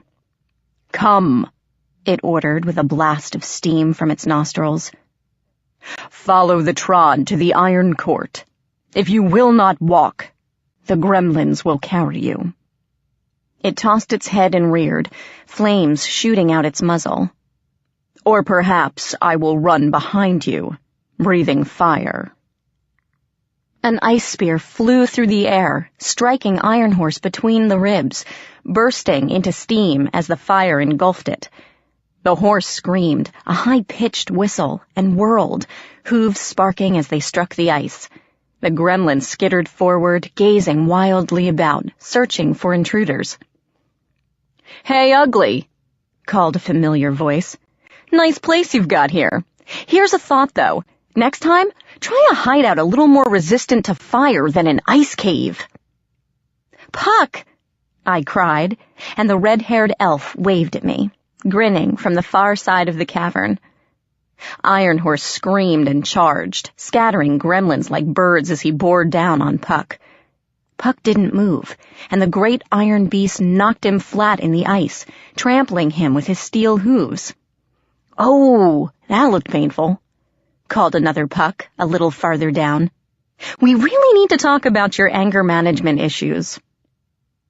With a roar, Iron Horse charged the second Puck, moving farther away from me and the Trod. The gremlins followed, laughing and hissing, but kept a fair distance from the raging beast and its hooves. A cool hand clamped over my mouth, muffling my startled shriek. I turned to gaze into glittering silver eyes. Ash? This way, he said in a low voice, tugging on my hand, while the idiot has them distracted. No, wait, I whispered, pulling back. He knows about Ethan. I have to find my brother. Ash narrowed his eyes. Hesitate now and Goodfellow will die. Besides, he reached out and took my hand again. I'm not giving you a choice. Dazed, I followed the Winter Prince along the wall of the cavern, too stunned to ask why he was helping me. Didn't he want to kill me? Was this rescue just to get me alone to finish the job in peace? But that didn't make any sense. He could have just killed me while Puck was distracted with Iron Horse. Hello, Puck's voice echoed farther down the cavern. Sorry, Ugly. Wrong me. Keep going. I'm sure you'll get it right next time. Iron Horse looked up from stomping a fake Puck into the ground, crimson eyes blazing with hate. Seeing yet another Puck, it tensed iron muscles to charge, when one of the gremlins spotted us sneaking along the wall and gave a yelp of alarm. Iron Horse whirled, eyes flaring as they settled on us. Ash muttered a curse. With a bellow and a blast of flame from its nostrils, it charged, bearing down on us like the steam engine it was named for. Ash drew his sword and flung a shower of ice shards at the monster. They shattered harmlessly on its armored hide, doing nothing but enraging it further. As the roaring, flaming bulk of metal descended, Ash shoved me out of the way and dove forward, the flailing hooves missing him by inches. Rolling to his feet behind the monster, he cut at its flank, but Iron Horse plunged its head down and kicked him in the ribs. There was a sickening crack, and Ash was hurled away, crumpling to the floor in a heap. A screaming flock of ravens descended on Iron Horse before it could stomp Ash into the ground. They swirled around its head, pecking and clawing, and Iron Horse roared as it lashed out at the flock, blasting them to cindery bits. Ash staggered to his feet as Puck appeared beside him, grabbing my hand. "Time to go," he announced cheerfully. "Prince, either keep up or get left behind. We're leaving." We ran through the caverns, slipping on ice and slush, the insane roars of Iron Horse and the hissing of the gremlins on our heels. I didn't dare look back. The cavern shook, and icicles smashed to the ground all around us, spraying me with stinging shards, but we kept going. A fuzzy gray shape bounded toward us, tail held high. "You found her," Grimalkin said, stopping to glare at Puck. "Idiot. I told you not to fight the horse thing." "Can't talk now. Little busy at the moment." Puck gasped as we tore past the feline, continuing down the tunnel. Grimalkin flattened his ears and joined us as the shrieks of the gremlins ricocheted off the walls. I could see the mouth of the cave, dripping with icicles, and put on a burst of speed. Iron Horse bellowed, and an ice shard smashed down inches from my face. "Collapse the cave!" Grimalkin shouted, bounding along beside us. "Bring the ceiling down on their heads! Do it!" He zipped away, through the cave entrance, and was gone. We burst out of the cave moments later, gasping, stumbling in the snow. Looking back, I saw dozens of green eyes skittering forward, heard the pounding hooves of Iron Horse as he followed close behind. "Keep going!"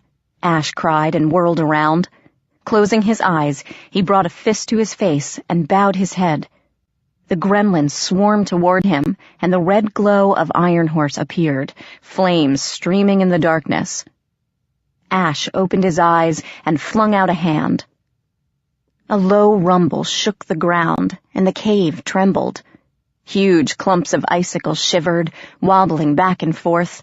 As the gremlins reached the mouth of the cave, the entire ceiling collapsed with a roar and a sound like breaking glass. Gremlins shrieked as they were crushed under several tons of ice and rock, and the dismayed bellow of Iron Horse rose above the cacophony. The noise died away, and silence fell. Ash, standing 2 feet from the solid wall of ice sealing the cave, collapsed into the snow. Puck grabbed my arm as I rushed forward. Whoa, Princess," he said as I tried yanking free. "What do you think you're doing? In case you forgot, Princeling there is the enemy. We don't help the enemy." "He's hurt." "All the more reason to leave now." "He just saved our lives." "Technically, he was saving his own life," Puck replied, still not letting go. I shoved him hard, and he finally released me. "Look, Princess." He sighed as I glared at him. "Do you think Ash will play nice now? The only reason he helped, the only reason he agreed to a truce, was so he could bring you to Mab. She wants you alive, to use as leverage against Oberon. That's the only reason he came along. If he wasn't hurt, he'd be trying to kill me now." I looked at Ash, lying motionless in the snow. Flakes speckled his body. Soon they would hide him completely. "We can't just leave him to die." "He's a winter prince, Megan. He won't freeze to death, trust me." I scowled at him. "You're just as bad as they are." He blinked, startled, and I turned away from him. "I'm going to see if he's all right, at least. Either come along or get out of my way." Puck threw up his hands. "Fine, Princess. I'll help the son of Mab, eternal enemy of our court, even though he'll probably stick a sword in my back the second my guard is down." "I wouldn't worry about that," Ash muttered, rising slowly to his feet.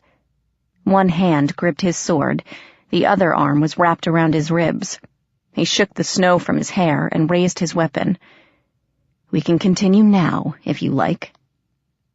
Grinning, Puck pulled his dagger. "I'd be thrilled," he muttered, taking a step forward. "This won't take long at all." I threw myself between them. "Stop it!" I hissed, glaring at both in turn. "Stop it right now! Put your weapons down, both of you! Ash, you're in no condition to fight. And Puck, shame on you, agreeing to duel with him when he's obviously hurt. Sit down and shut up." They blinked at me, astounded, but slowly lowered their weapons. A sneezing laugh rang out in the branches of a tree, and Grimalkin peered down, swishing his tail in mirth.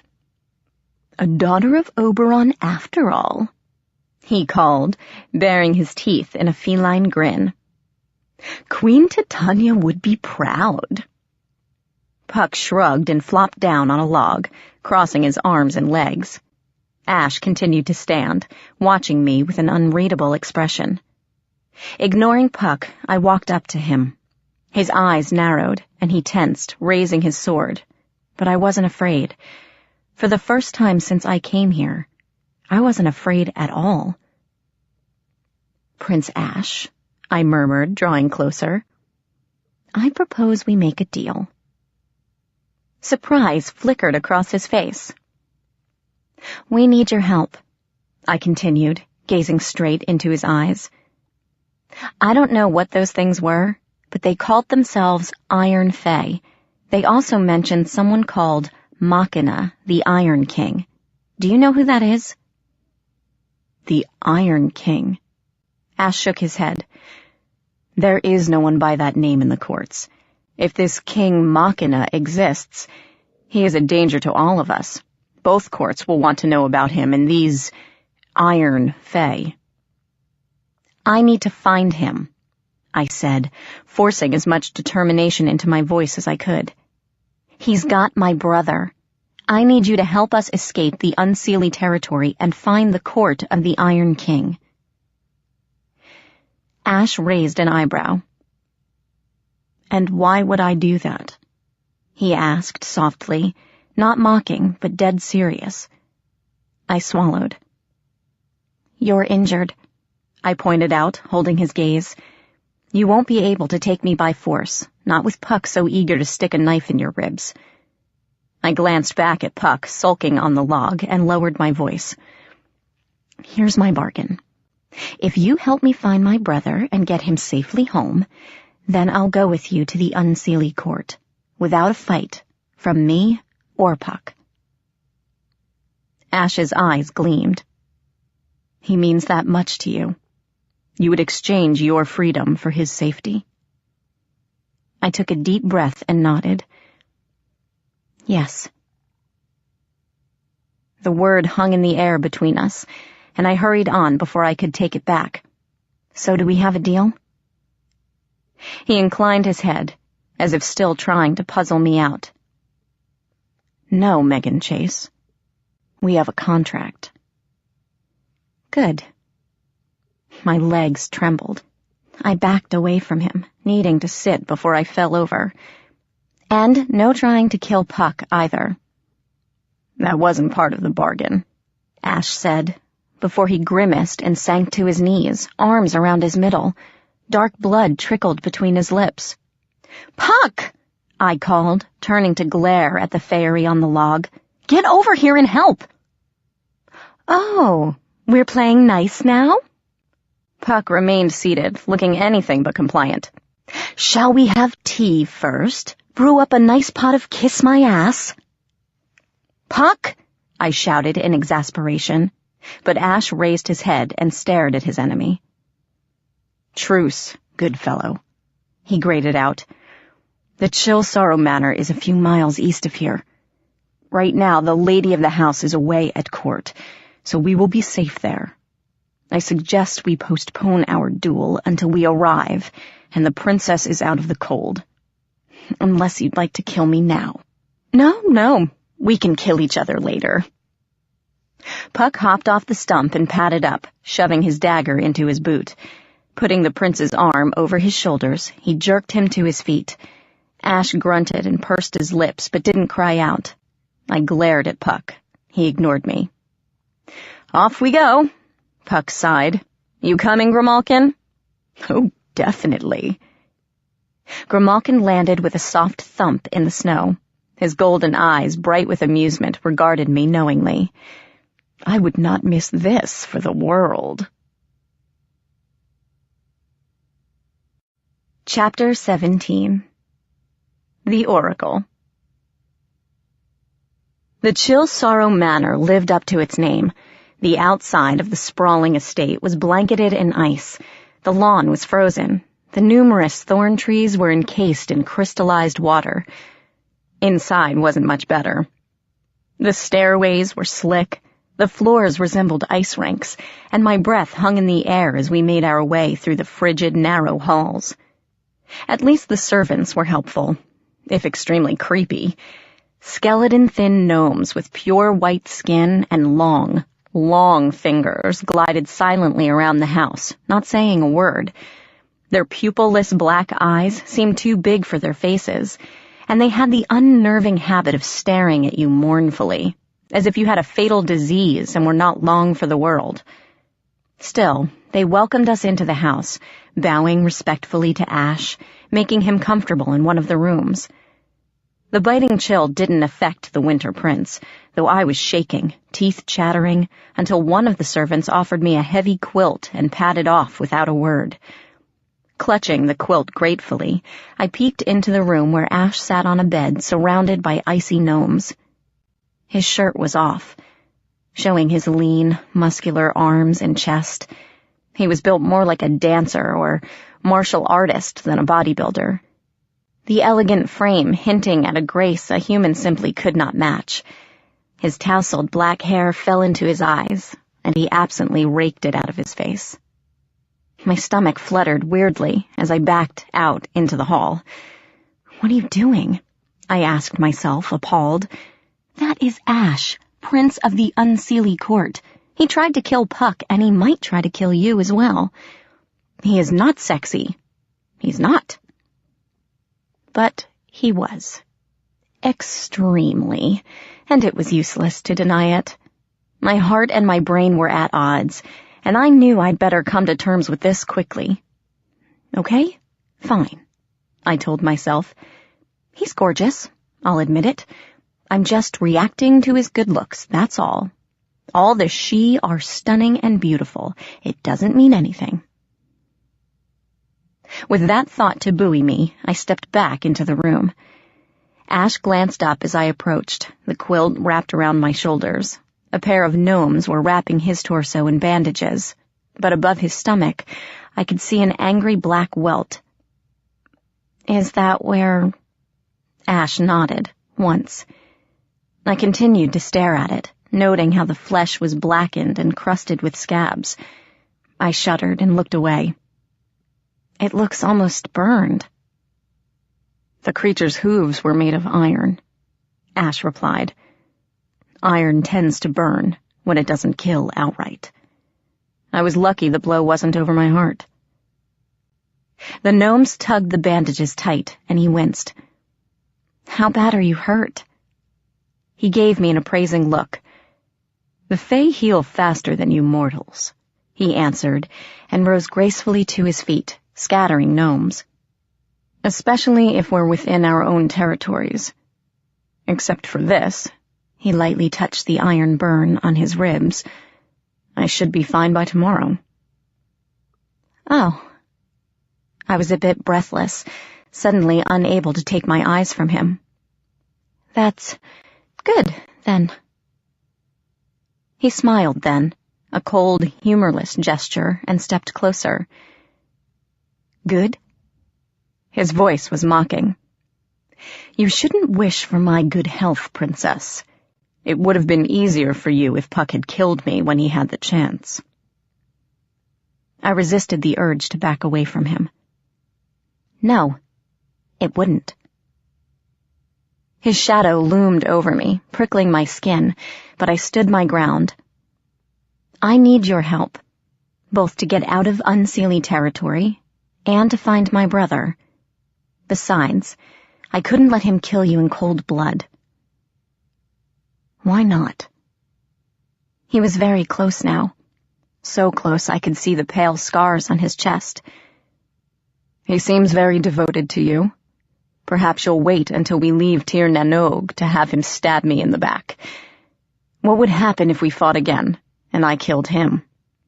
Stop it. I glared at him, meeting his eyes. Why are you doing this? I gave you my word. Why are you pulling this crap now? Just want to see where you stand, Princess. Ash backed up a step, no longer smiling. I'd like to get a feel for my enemies before we engage in combat. See what their strengths and weaknesses are.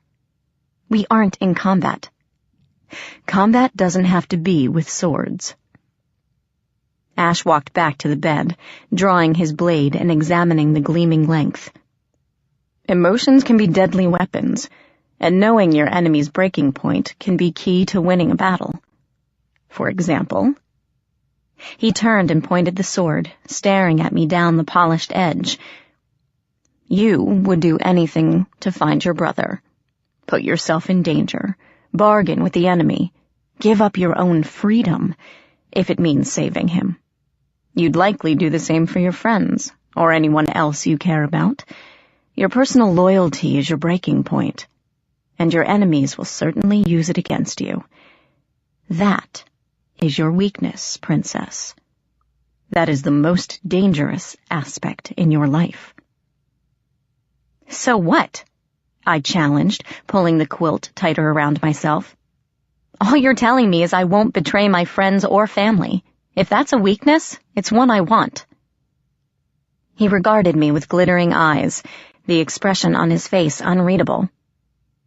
And if the choice was between saving your brother and letting me die, which would you choose? The answer should be obvious, but could you do it? I chewed my lip and remained silent. Ash nodded slowly and turned away. I'm tired, he said, sitting down on the bed. You should find Puck and decide where we go from here. Unless, of course, you know where this Machina's court is. I do not. If I'm going to help you, I need rest. He lay back and put an arm over his eyes, dismissing me. I backed out of the room, dark doubts swirling around my head. In the hallway, I met Puck, leaning against the wall with his arms crossed. So, how is the handsome princeling? He mocked, shoving away from the wall. Will he survive his ordeal to fight another day? He's fine, I muttered as Puck fell into step beside me. He's got a nasty-looking burn where a horse kicked him, and I think his ribs were broken, but he wouldn't say. Forgive me if my heart doesn't bleed for him, Puck replied, rolling his eyes. I don't know how you got him to help, Princess, but I wouldn't trust him further than I could throw him. Deals with the Winter Court are bad news. What did you promise him? Nothing, I said, not meeting his eyes. I could feel his disbelieving stare, and went on the offensive to distract him.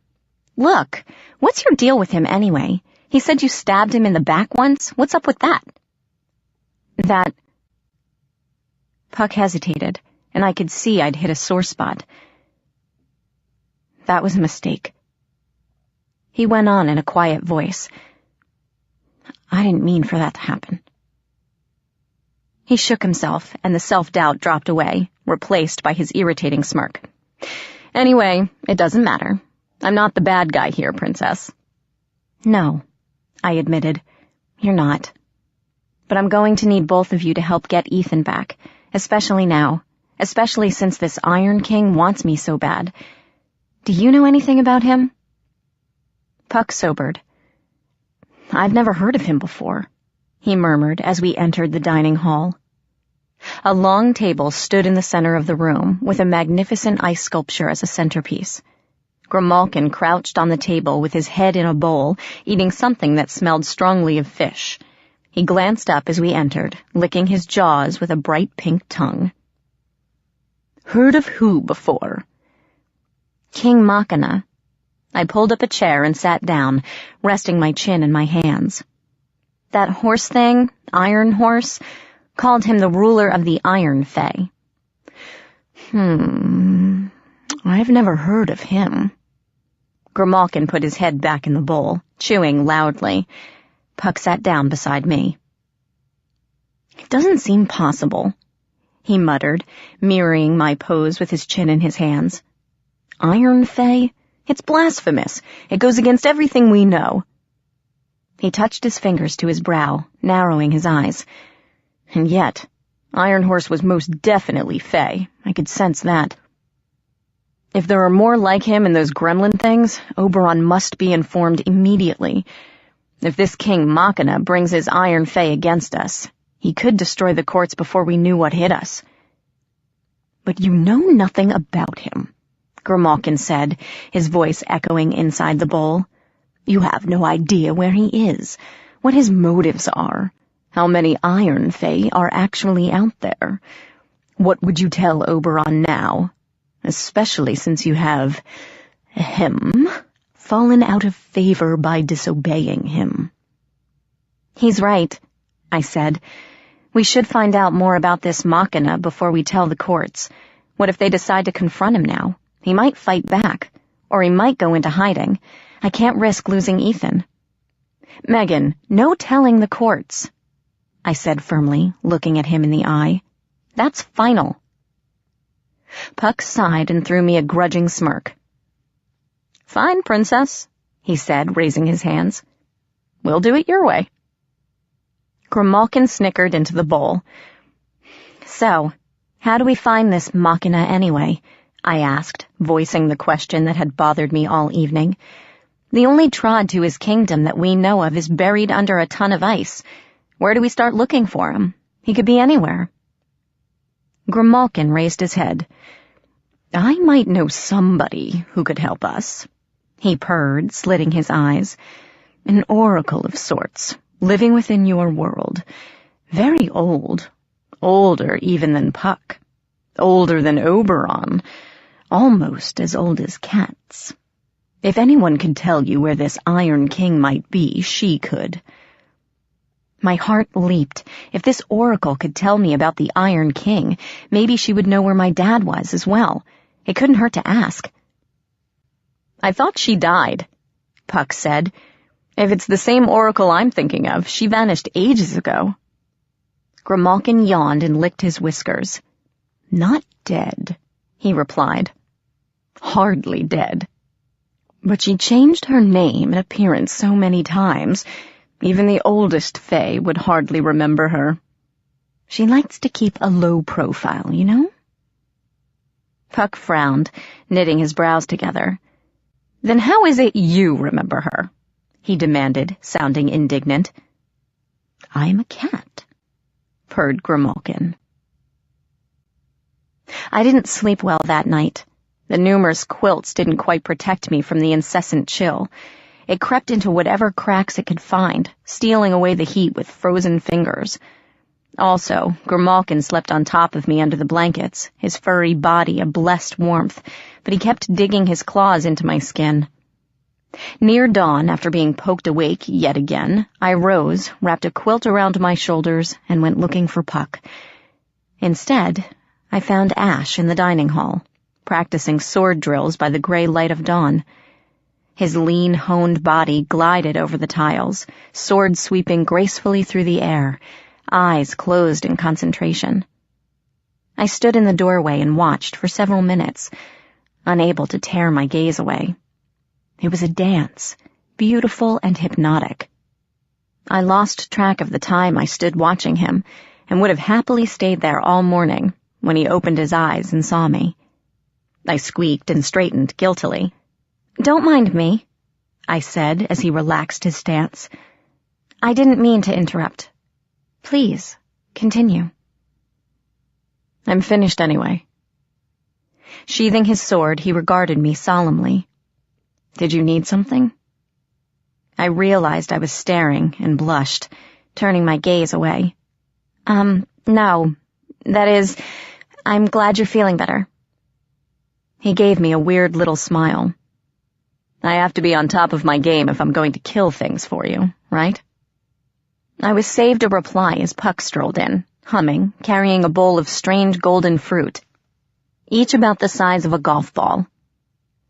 "Morning, Princess," he said with his mouth full, plunking the bowl on the table. "Look what I found." Ash blinked. "Are you raiding the cellars now, good fellow?" "Me? Stealing?" Puck flashed a devious grin and popped another fruit into his mouth. "In the house of my ancient enemy, what gave you that idea?" He plucked another fruit and tossed it to me with a wink. It was warm and soft and had the texture of an overripe pear. Grimalkin leaped onto the table and sniffed. "Summer pod," he stated, wrapping his tail around himself. "I did not think they grew in the winter territories." He turned to me with a serious expression. "Better not eat too many of those," he warned. "They make fairy wine out of that. Your human side will not handle it well." "I'll let her try one," Puck snorted, rolling his eyes. "She's been in fairy long enough, eating our food. It won't turn her into a rat or anything." "Where are we going?" Ash questioned, sounding bored with us all. "Did you manage to come up with a plan to find the Iron King, or are we going to paint targets on our backs and wander in circles until he notices?" I bit into the fruit. The warmth flooded my mouth. I swallowed, and it filled my whole body, driving away the cold. The quilt was suffocatingly hot. I draped it over the chairs and gulped the rest of the fruit in one bite. "You're awfully eager to help," Puck drawled, leaning back against the table. "And here I was getting ready for a duel first thing in the morning. Why the change of heart, Prince?" The effects of the summer pod were fading. Cold prickled my arms and my cheeks tingled. Ignoring Grimalkin's warning glare, I snatched another fruit and popped it into my mouth like Puck had done. Wonderful, delicious warmth surged into me, and I sighed in pleasure. Ash's outline blurred at the edges as he faced Puck. "Your princess and I made a bargain," he said. "I agreed to help her find the Iron King, though I won't bore you with the details. While I will uphold my end of the contract, it did not involve you in any way. I only promised to help her. Which means we're still free to duel each other anytime we want." "Exactly." The room swayed slightly. I plunked into a chair and grabbed another summer pod from the bowl, shoving the whole thing in my mouth. Again, I felt that wonderful rush of heat and headiness. Somewhere far away, Puck and Ash were holding a dangerous conversation. But I couldn't bring myself to care.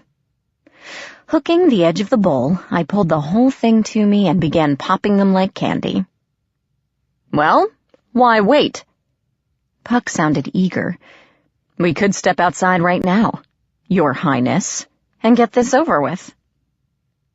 Grimalkin sighed loudly, interrupting the conversation. Both fairies turned and glared at him. "This is all quite fascinating," Grimalkin said, his voice slurring in my ears. "But instead of posing and scratching the ground like rutting peacocks, perhaps you should look to the girl." Both boys glanced at me, and Puck's eyes got huge. "Princess!" he yelped, springing over and tugging the bowl from my grasping fingers. "You're not supposed to— Not all of them! How many of those did you eat?" "How very like you, Puck." Ash's voice came from a great distance, and the room started to spin. "Offer them a taste of fairy wine, and act surprised when they're consumed by it." That struck me as hilarious, and I broke into hysterical giggles, and once again, I couldn't stop. I laughed until I was gasping for breath, tears streaming down my face. My feet itched, and my skin crawled. I needed to move, to do something. I tried standing up, wanting to spin and dance, but the room tilted violently and I fell, still shrieking with laughter. Somebody caught me, scooping me off my feet and into their arms. I smelled frost and winter and heard an exasperated sigh from somewhere above my head. "What are you doing, Ash?" I heard someone ask, a familiar voice, though I couldn't think of his name or why he sounded so suspicious. "I'm taking her back to her room." The person above me sounded wonderfully calm and deep. I sighed and settled into his arms. "She'll have to sleep off the effects of the fruit. We'll likely be here another day because of your idiocy." The other voice said something garbled and unintelligible. I was suddenly too sleepy and lightheaded to care. Relaxing against the mysterious person's chest, I fell into a heady sleep. I stood in a dark room, surrounded by machinery. Steel cables as thick as my arm dangled overhead. House-size computers lined the walls, blinking with millions of flashing lights, and thousands of broken televisions, ancient PCs, out-of-date game consoles, and VHS players lay in drifts and heaps throughout the room. Wires covered everything, writhing and slithering along the walls, over the mountains of forgotten technology, dropping in tangled clumps from the ceiling. A loud thrumming filled the area, making the floor vibrate and my teeth buzz. "Maggie?" The strangled whisper came from behind me. I turned to see a small shape dangling from the wires. They coiled around his arms, chest, and legs, holding him spread-eagled near the ceiling. With horror, I saw some of the wires stabbing into him, plugged into his face, neck, and forehead like electrical outlets. He dangled, weakly, blue eyes beseeching mine. "Maggie?"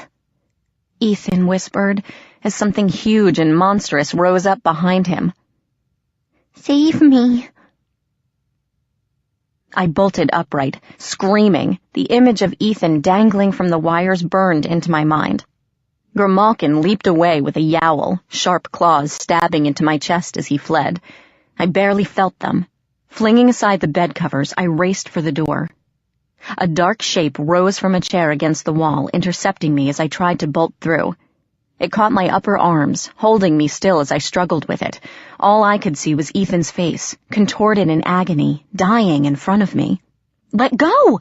I screamed, jerking my arm free and trying to claw my opponent's eyes. "Ethan is out there! I have to save him! Let me go!" "You don't even know where he is." A hand caught my flailing wrist and pinned it to his chest. Silver eyes glared into mine as he shook me once. "Listen to me. If you go charging out there without a plan, you'll kill us all and your brother will die.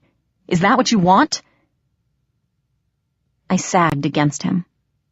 "No," I whispered, all the fight going out of me. Tears welled, and I shook with the effort of holding them back. I couldn't be weak. Not anymore. If I was going to have any hope of saving my brother, I couldn't stand in a corner and cry. I had to be strong. With a shaky breath, I straightened and wiped my eyes. "Sorry," I whispered, embarrassed. "I'm okay now. No more freaking out, I promise."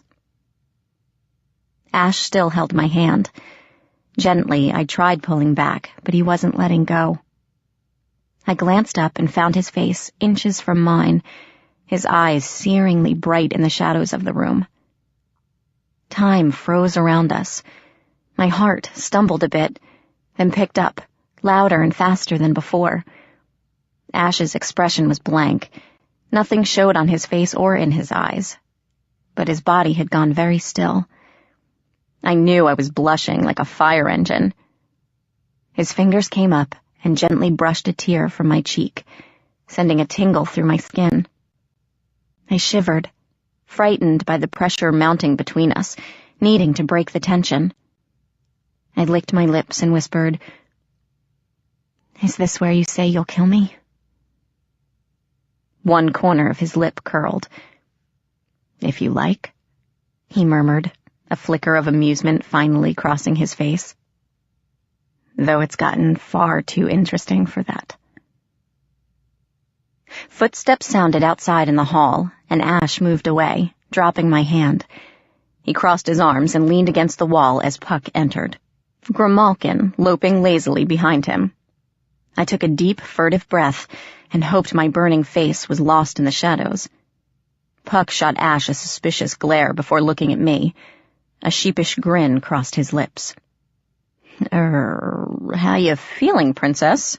he asked, lacing both his hands behind his head, a sure sign that he was nervous.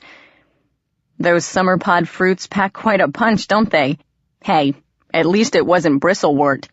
You would have spent the rest of the evening as a hedgehog." I sighed, knowing that was as close to an apology as I would get. "I'm fine," I told him, rolling my eyes. "When do we leave?" Puck blinked, but Ash answered as if nothing had happened. "Tonight," he said, coming away from the wall, stretching like a panther. "We've wasted enough time here. I assume the cat she knows the way to this oracle?" Grimalkin yawned, showing off fangs and a bright pink tongue. "Obviously." "How far is it?" I asked him. The cat looked from me to Ash and purred knowingly. "The oracle lives in the human world," he said, "in a large city that sits below sea level. Every year people dress in costume and throw an enormous fiasco. They dance and eat and toss beads at others for removing their clothing." "New Orleans," I said, frowning. "You're talking about New Orleans." I groaned, thinking about what it would take to get there. New Orleans was the closest city to our tiny little hick town, but it was still a long drive. I knew because I'd fantasized about driving to the near-mythical city when I finally got my license. "That's hundreds of miles away," I protested. "I have no car and no money for a plane ticket. How are we going to get there? Or are we planning to hitchhike?" "Human. The never-never touches all borders of the human world." Grimalkin shook his head, sounding impatient. "It has no physical boundaries. You can get to Bora Bora from here if you knew the right trod. Stop thinking in human terms. I am sure the prince knows a path to the city." "Oh, sure he does," Puck broke in. "Or a path right into the center of the Unseelie Court. Not that I'd mind crashing Mab's party, but I'd like for it to be on my own terms." "He won't lead us into a trap," I snapped at Puck, who blinked at me. "He promised to help us find the Iron King. He'd be breaking his word if he handed us over to Mab. Right, Ash?" Ash looked uncomfortable, but nodded. "Right," I repeated, forcing a bravado I didn't feel. I hoped Ash wouldn't betray us, but as I'd learned, deals with fairies tended to bite you in the ass. I shook off my hesitation and turned to the prince. "So," I demanded, trying to sound confident, "where can we find this trod to New Orleans?" "The Frost Giant Ruins," Ash replied, looking thoughtful. "Very close to Mab's court." At Puck's glare, he shrugged and offered a tiny, rueful smirk. "She goes to Mardi Gras every year." I pictured the queen of the Unseelie Court flashing a couple of drunken partygoers and giggled uncontrollably. All three shot me a strange look. "Sorry," I gasped, biting my lip. "Still kind of giddy, I guess. Shall we go then?" Puck grinned. "Just let me borrow some supplies." Later, the four of us walked down a narrow, ice-slick trail, the Chill Sorrow Manor growing smaller and smaller behind us. Sometime during the night, the gnomes had disappeared. The house was empty when we left, as if it had been that way for 100 years. I wore a long robe of gray fur that tinkled musically when I walked, like tiny wind chimes. Puck had given it to me when we were clear of the manor, under the disapproving glare of Ash, and I didn't dare ask him where he got it. But it kept me perfectly warm and comfortable as we traveled through Mab's cold, frozen domain. As we walked, I began to realize that the icy landscape of the Unseelie territory was just as beautiful, and dangerous, as Oberon's domain. Icicles dangled from the trees, sparkling like diamonds in the light. Occasionally a skeleton lay beneath them, spears of ice between its bones. Crystal flowers bloomed along the road, petals as hard and delicate as glass, thorns angling toward me as I approached. Once I thought I saw a white bear watching us from atop a hill, a tiny figure perched on its back, but a tree passed in front of my vision and they were gone. Ash and Puck didn't say a word to each other as we traveled, which was probably a good thing. The last thing I wanted was another duel to the death. The prince kept a steady, silent march ahead of us, rarely looking back, while Puck entertained me with jokes and useless chatter. I think he was attempting to keep my spirits up, to make me forget about Machina and my brother, and I was grateful for the distraction. Grimalkin vanished periodically, bounding off into the trees, only to reappear minutes or hours later with no explanation of where he'd been. Later that afternoon, we reached a range of jagged, ice-covered peaks, and the trek turned sharply uphill.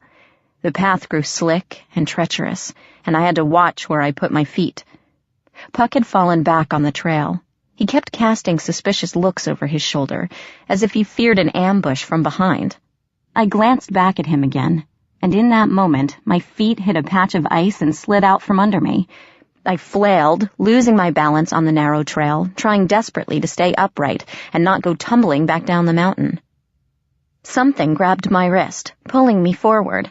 I collapsed against a solid chest, my fingers digging into the fabric to keep myself upright. As the adrenaline surge faded and my heartbeat returned to normal, I glanced up and found Ash's face inches from mine, so close I could see my reflection in his silvery eyes. His nearness made my senses spin, and I couldn't look away. This close, his face was carefully guarded, but I felt the rapid thud of his heart beneath my palm. My own heartbeat picked up in response. He held me a moment longer, just long enough to make my stomach lurch wildly, then stepped away, leaving me breathless in the middle of the trail. I looked back and found Puck glaring at me. Embarrassed and feeling strangely guilty, I dusted off my clothes and straightened my hair with an indignant huff before following Ash up the mountain. Puck didn't speak to me after that. By late evening, it had begun to snow, big, soft flakes drifting lazily from the sky. They literally sang as they fell past my ears, tiny voices dancing on the wind. Ash stopped in the middle of the path, looking back at us. Flakes dusted his hair and clothes, swirling around him as if alive. "The Unseelie Court isn't far ahead," he said, ignoring the eddies that spun around him. "We should break from the road. Mab has others besides me looking for you as well." As he finished, the snow whirled madly around us, shrieking and tearing at our clothes.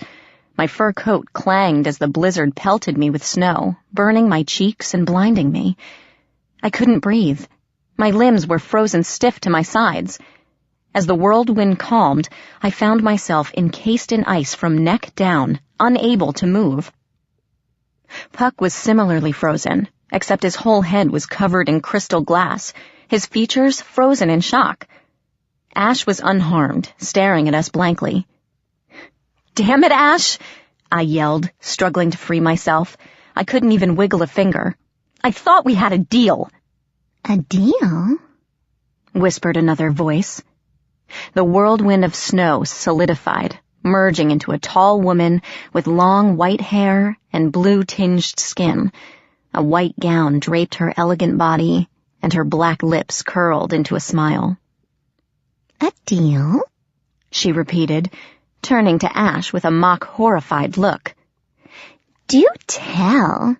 Ash, darling, I believe you've been hiding things from us." Chapter 18. The Voodoo Museum. "Nerissa," Ash murmured. He sounded disinterested, bored even, though I saw his fingers twitch toward his sword. "To what do I owe the pleasure of this visit?" The snow fairy regarded me like a spider watching an insect in its web, before turning pupilless black eyes on Ash. Did I hear her right, darling? She purred, drifting over the ground toward the prince. Did you actually make a bargain with the half-breed? As I recall, our queen ordered us to bring the daughter of Oberon to her. Are you fraternizing with the enemy now? Don't be ridiculous. Ash's voice was flat as he leveled a sneer in my direction. I would never betray my queen. She wants Oberon's daughter. I will bring her Oberon's daughter. And I was in the middle of doing so until you showed up and interrupted my progress. Nerissa looked unconvinced. A pretty speech, she crooned, running a finger down Ash's cheek, leaving a trail of frost. But what of the girl's companion?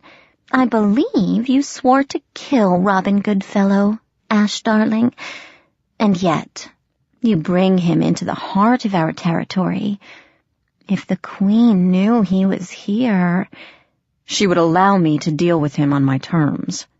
Ash interrupted, narrowing his eyes. The anger on his face was real now. I've brought Puck along because I want to kill him slowly, take my time with him. After I've delivered the half-breed, I'll have centuries to exact my revenge on Robin Goodfellow, and no one will deny me that pleasure when it comes. Nerissa floated back.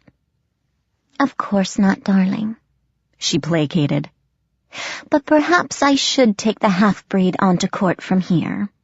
You know how impatient the queen can be, and it really isn't fitting for the prince to be the escort. She smiled and drifted toward me. I'll just take this burden off your hands. Ash's sword rasped free, stopping the Fairy in her tracks. Take another step, and it will be your last. How dare you threaten me? Nerissa whirled back, snow flurrying around her. I offer help, and this is my reward. Your brother will hear of this. I'm sure he will. Ash smiled coldly and didn't lower his sword. And you can tell Rowan that if he wants to gain Mab's favor, he should capture the half-breed himself, not send you to steal her from me. While you're at it, you can inform Queen Mab that I will deliver Oberon's daughter to her. I give my word on that. Now, he continued, making a shooing motion with his blade, it's time for you to leave. Nerissa glared at him a moment longer, her hair billowing around her face. Then she smiled. Very well, darling. I shall enjoy watching Rowan tear you limb from limb. Until we meet again. She twirled in place, her body dissipating into snow and wind, and blew away into the trees. Ash sighed, shaking his head. We need to move fast, he muttered, striding over to me. Nerissa will tell Rowan where we are, and he'll come speeding over to claim you for himself. Hold still. He raised his sword hilt and brought it smashing down on the ice. The frozen shell cracked and began to chip in places. He sliced down again, and the cracks widened. Don't worry about me, I said through chattering teeth. Help Puck. He'll suffocate in there. My bargain isn't with Goodfellow, Ash muttered, not looking up from his task. I don't make a habit of aiding mortal enemies. Besides, he'll be fine. He's survived far worse than being frozen solid. Unfortunately. I glared at him. Are you really helping us? I demanded as more bits of the ice shell began to crack. What you said to Nerissa. I told her nothing that wasn't true. Ash interrupted, staring back at me. I will not betray my queen. When this is over, I will deliver Oberon's half-blood daughter to her, as I promised.